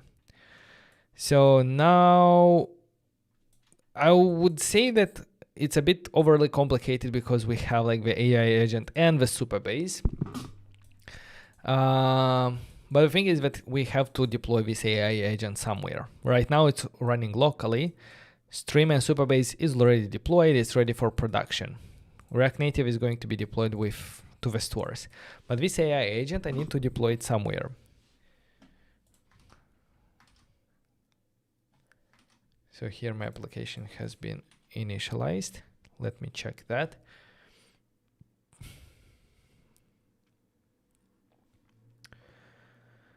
I think storage is null. Why? Require default export. Export default. Sentry wrap.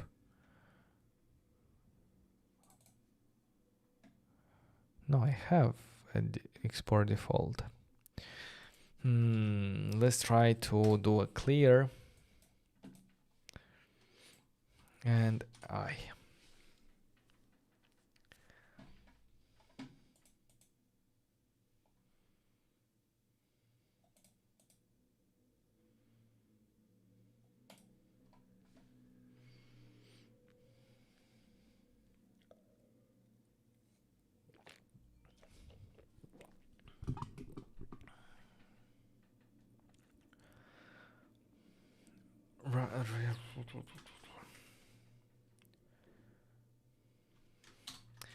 yeah, something wrong with let's do npm install and let's do npx pre-build expo pre-build clean.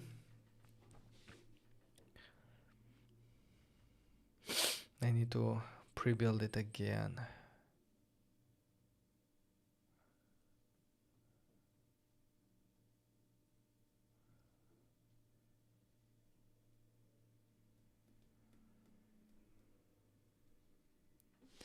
And let's do npm run expo run iOS.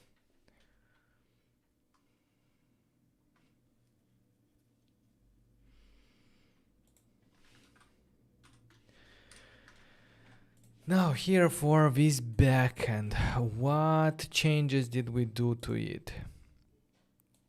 In package.json, we added something with environment for start. I think I'm going to remove this start and just use it only on the dev. I don't think I'll do that here. Okay, yeah. On the config, I did the Loro avatar. It's okay. Index Loro avatar. We also get user data. I don't need log. We changed the name. We added the image. Let's not do anything here. And we are sending user data to the create agent.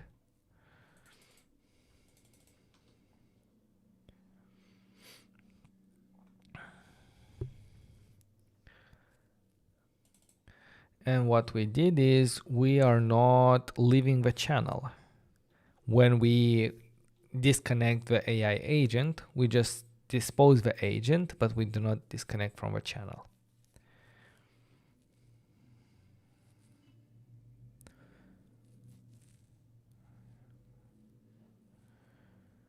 Okay, in the create agent, we updated user data, we do some console log. Let's delete that. We are doing this console log, creating OpenAI, creating Anthropic. We are sending them the user data that we received. Perfect. Now in the Anthropic, we have user data. And we added this prompt. This prompt can be improved. I'm not gonna lie, but I'm gonna get back to it a bit later.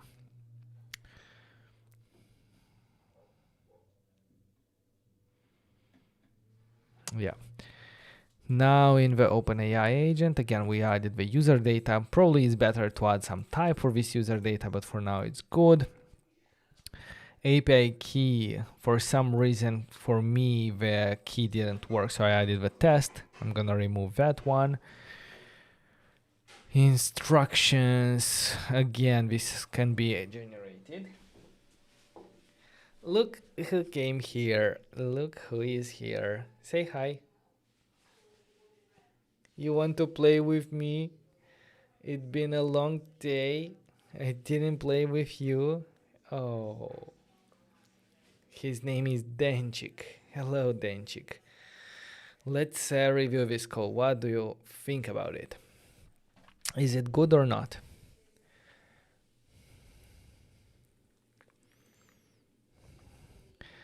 Okay, and here, Denchik, don't do that, please. And here we have another console log. Let's delete it, Denchik.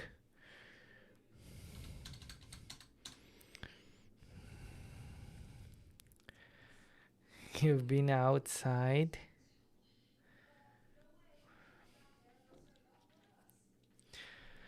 Okay, so these are the changes. I'm good with them.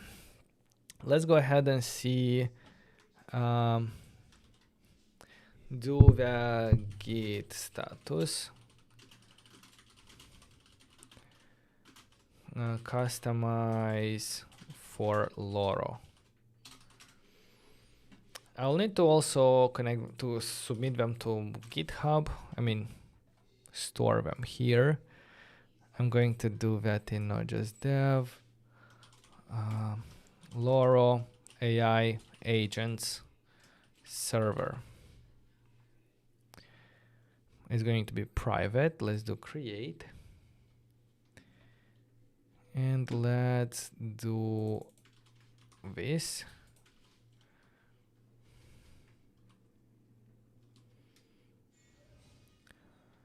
Remote origin already exists. How to git update remote origin. Remote set.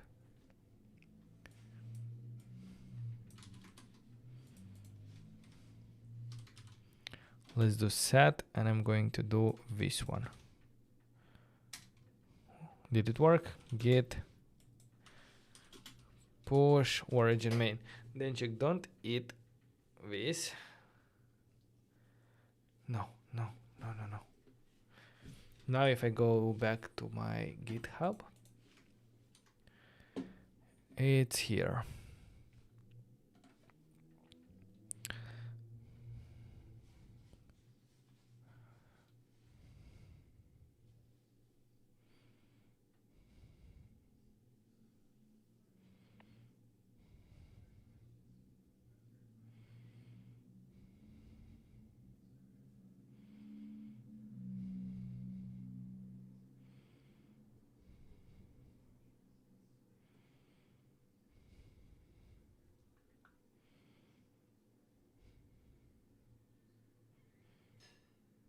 You may not use this file.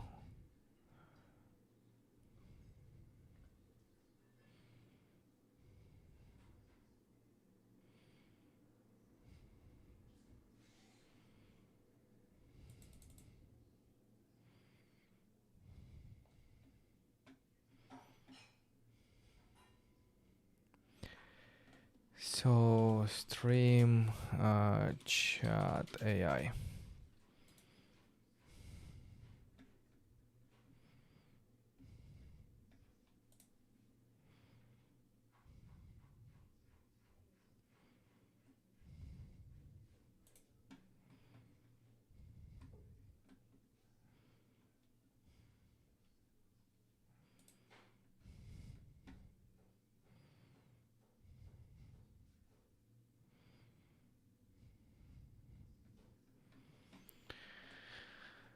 Okay, so I'm going to have to figure out where to release it. For now, what's going on here? Did it build?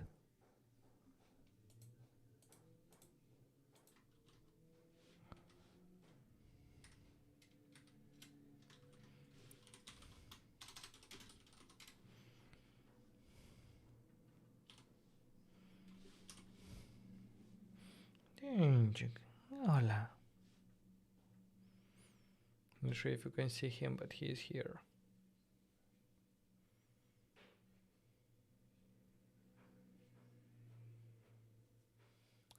Tushar, about the social media application from React Native Mastery, that one I'm still working on it, so it's not ready yet.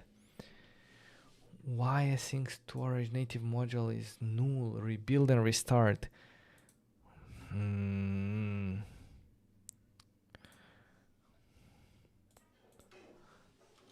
Async storage. What's wrong with it?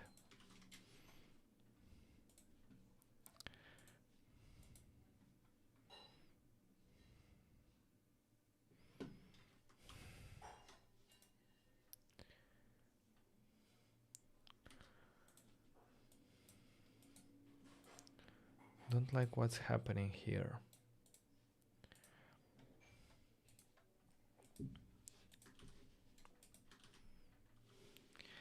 npx expo pre-build clean.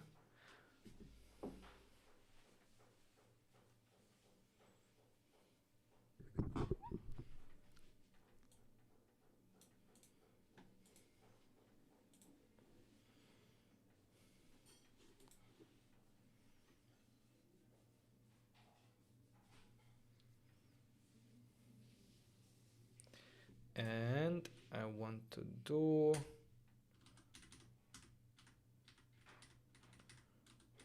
run iOS. We should build web project.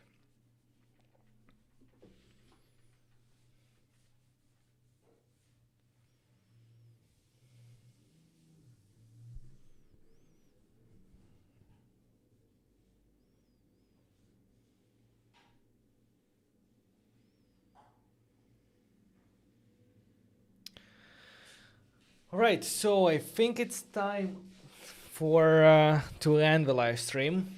We've been here for over 4 hours because the last steps that I need are kind of time consuming and boring. Like what I have to do is build the project, I'm going to do that obviously with EAS. If you're interested in knowing how you can do that, I actually documented this journey very well for the previous project. So just look at the previous week's project and see how I went through the whole EAS build, submit, and EAS update as well.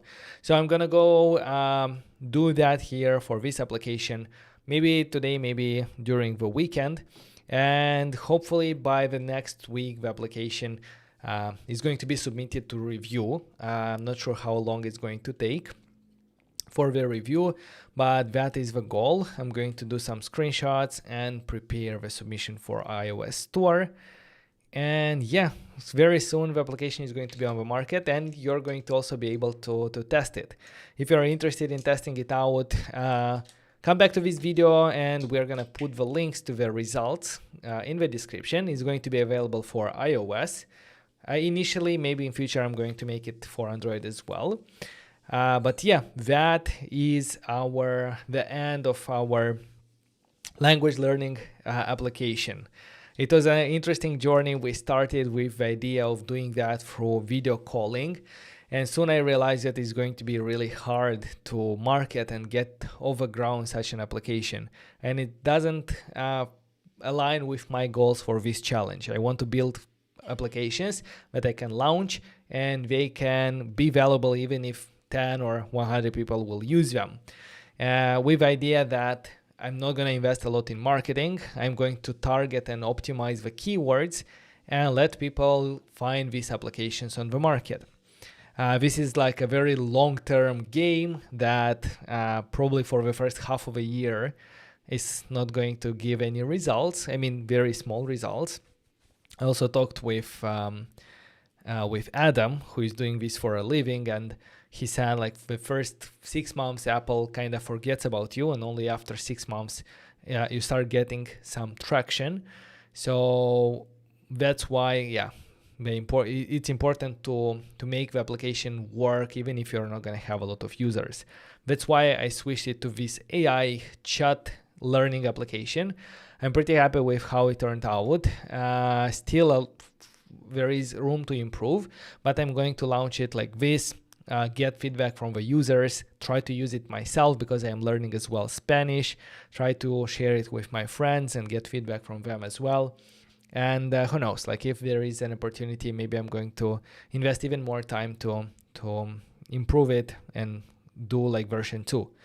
But for version 1, for the MVP, I think it's great. Now I'm gonna go ahead and submit it. And this is the second application for my journey of building and launching 4 apps in 4 weeks. Guys, if you enjoy this journey, make sure to subscribe to the channel because we are halfway there. There are still 2 applications, 2 more weeks of daily live streams that I'm very happy to share this everything live with you. Don't have a lot of ideas for the next weeks. I mean, I have some ideas, but I want to go into these live streams with an open mind and to try to brainstorm and do everything here in the live stream, starting from idea to research, to design, to implementation, launching, and so on, so that you can see the full process. For everyone who is participating in the Not Just Hack, I wish you good luck with the building, with the submitting, with Apple review or Google review if you're submitting to Google. There is still time to participate because the hackathon is the whole month of December. Starting from next week, we're going to open up the submission, so you're going to be able to submit the link to your application to participate in the hackathon. But now you can still focus on building and submitting and launching it to the market. This is an important part of a hackathon. The app should be launched on the market during December. And you have a chance to win these prizes. More information at notjusthack.com. And I just want to remind you that we just recently launched React Native Mastery, the course that will help you learn and master React Native development so that you can build any applications that you have, any idea that you have, you can bring it to market. All right, so finally my app has built and I can do sign in again. Let me double check if it still works.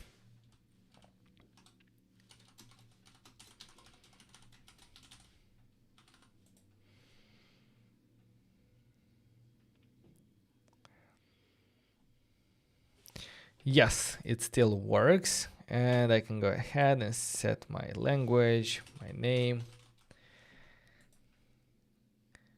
And I'm here. Perfect. Network request failed because my server is not running for Loro AI.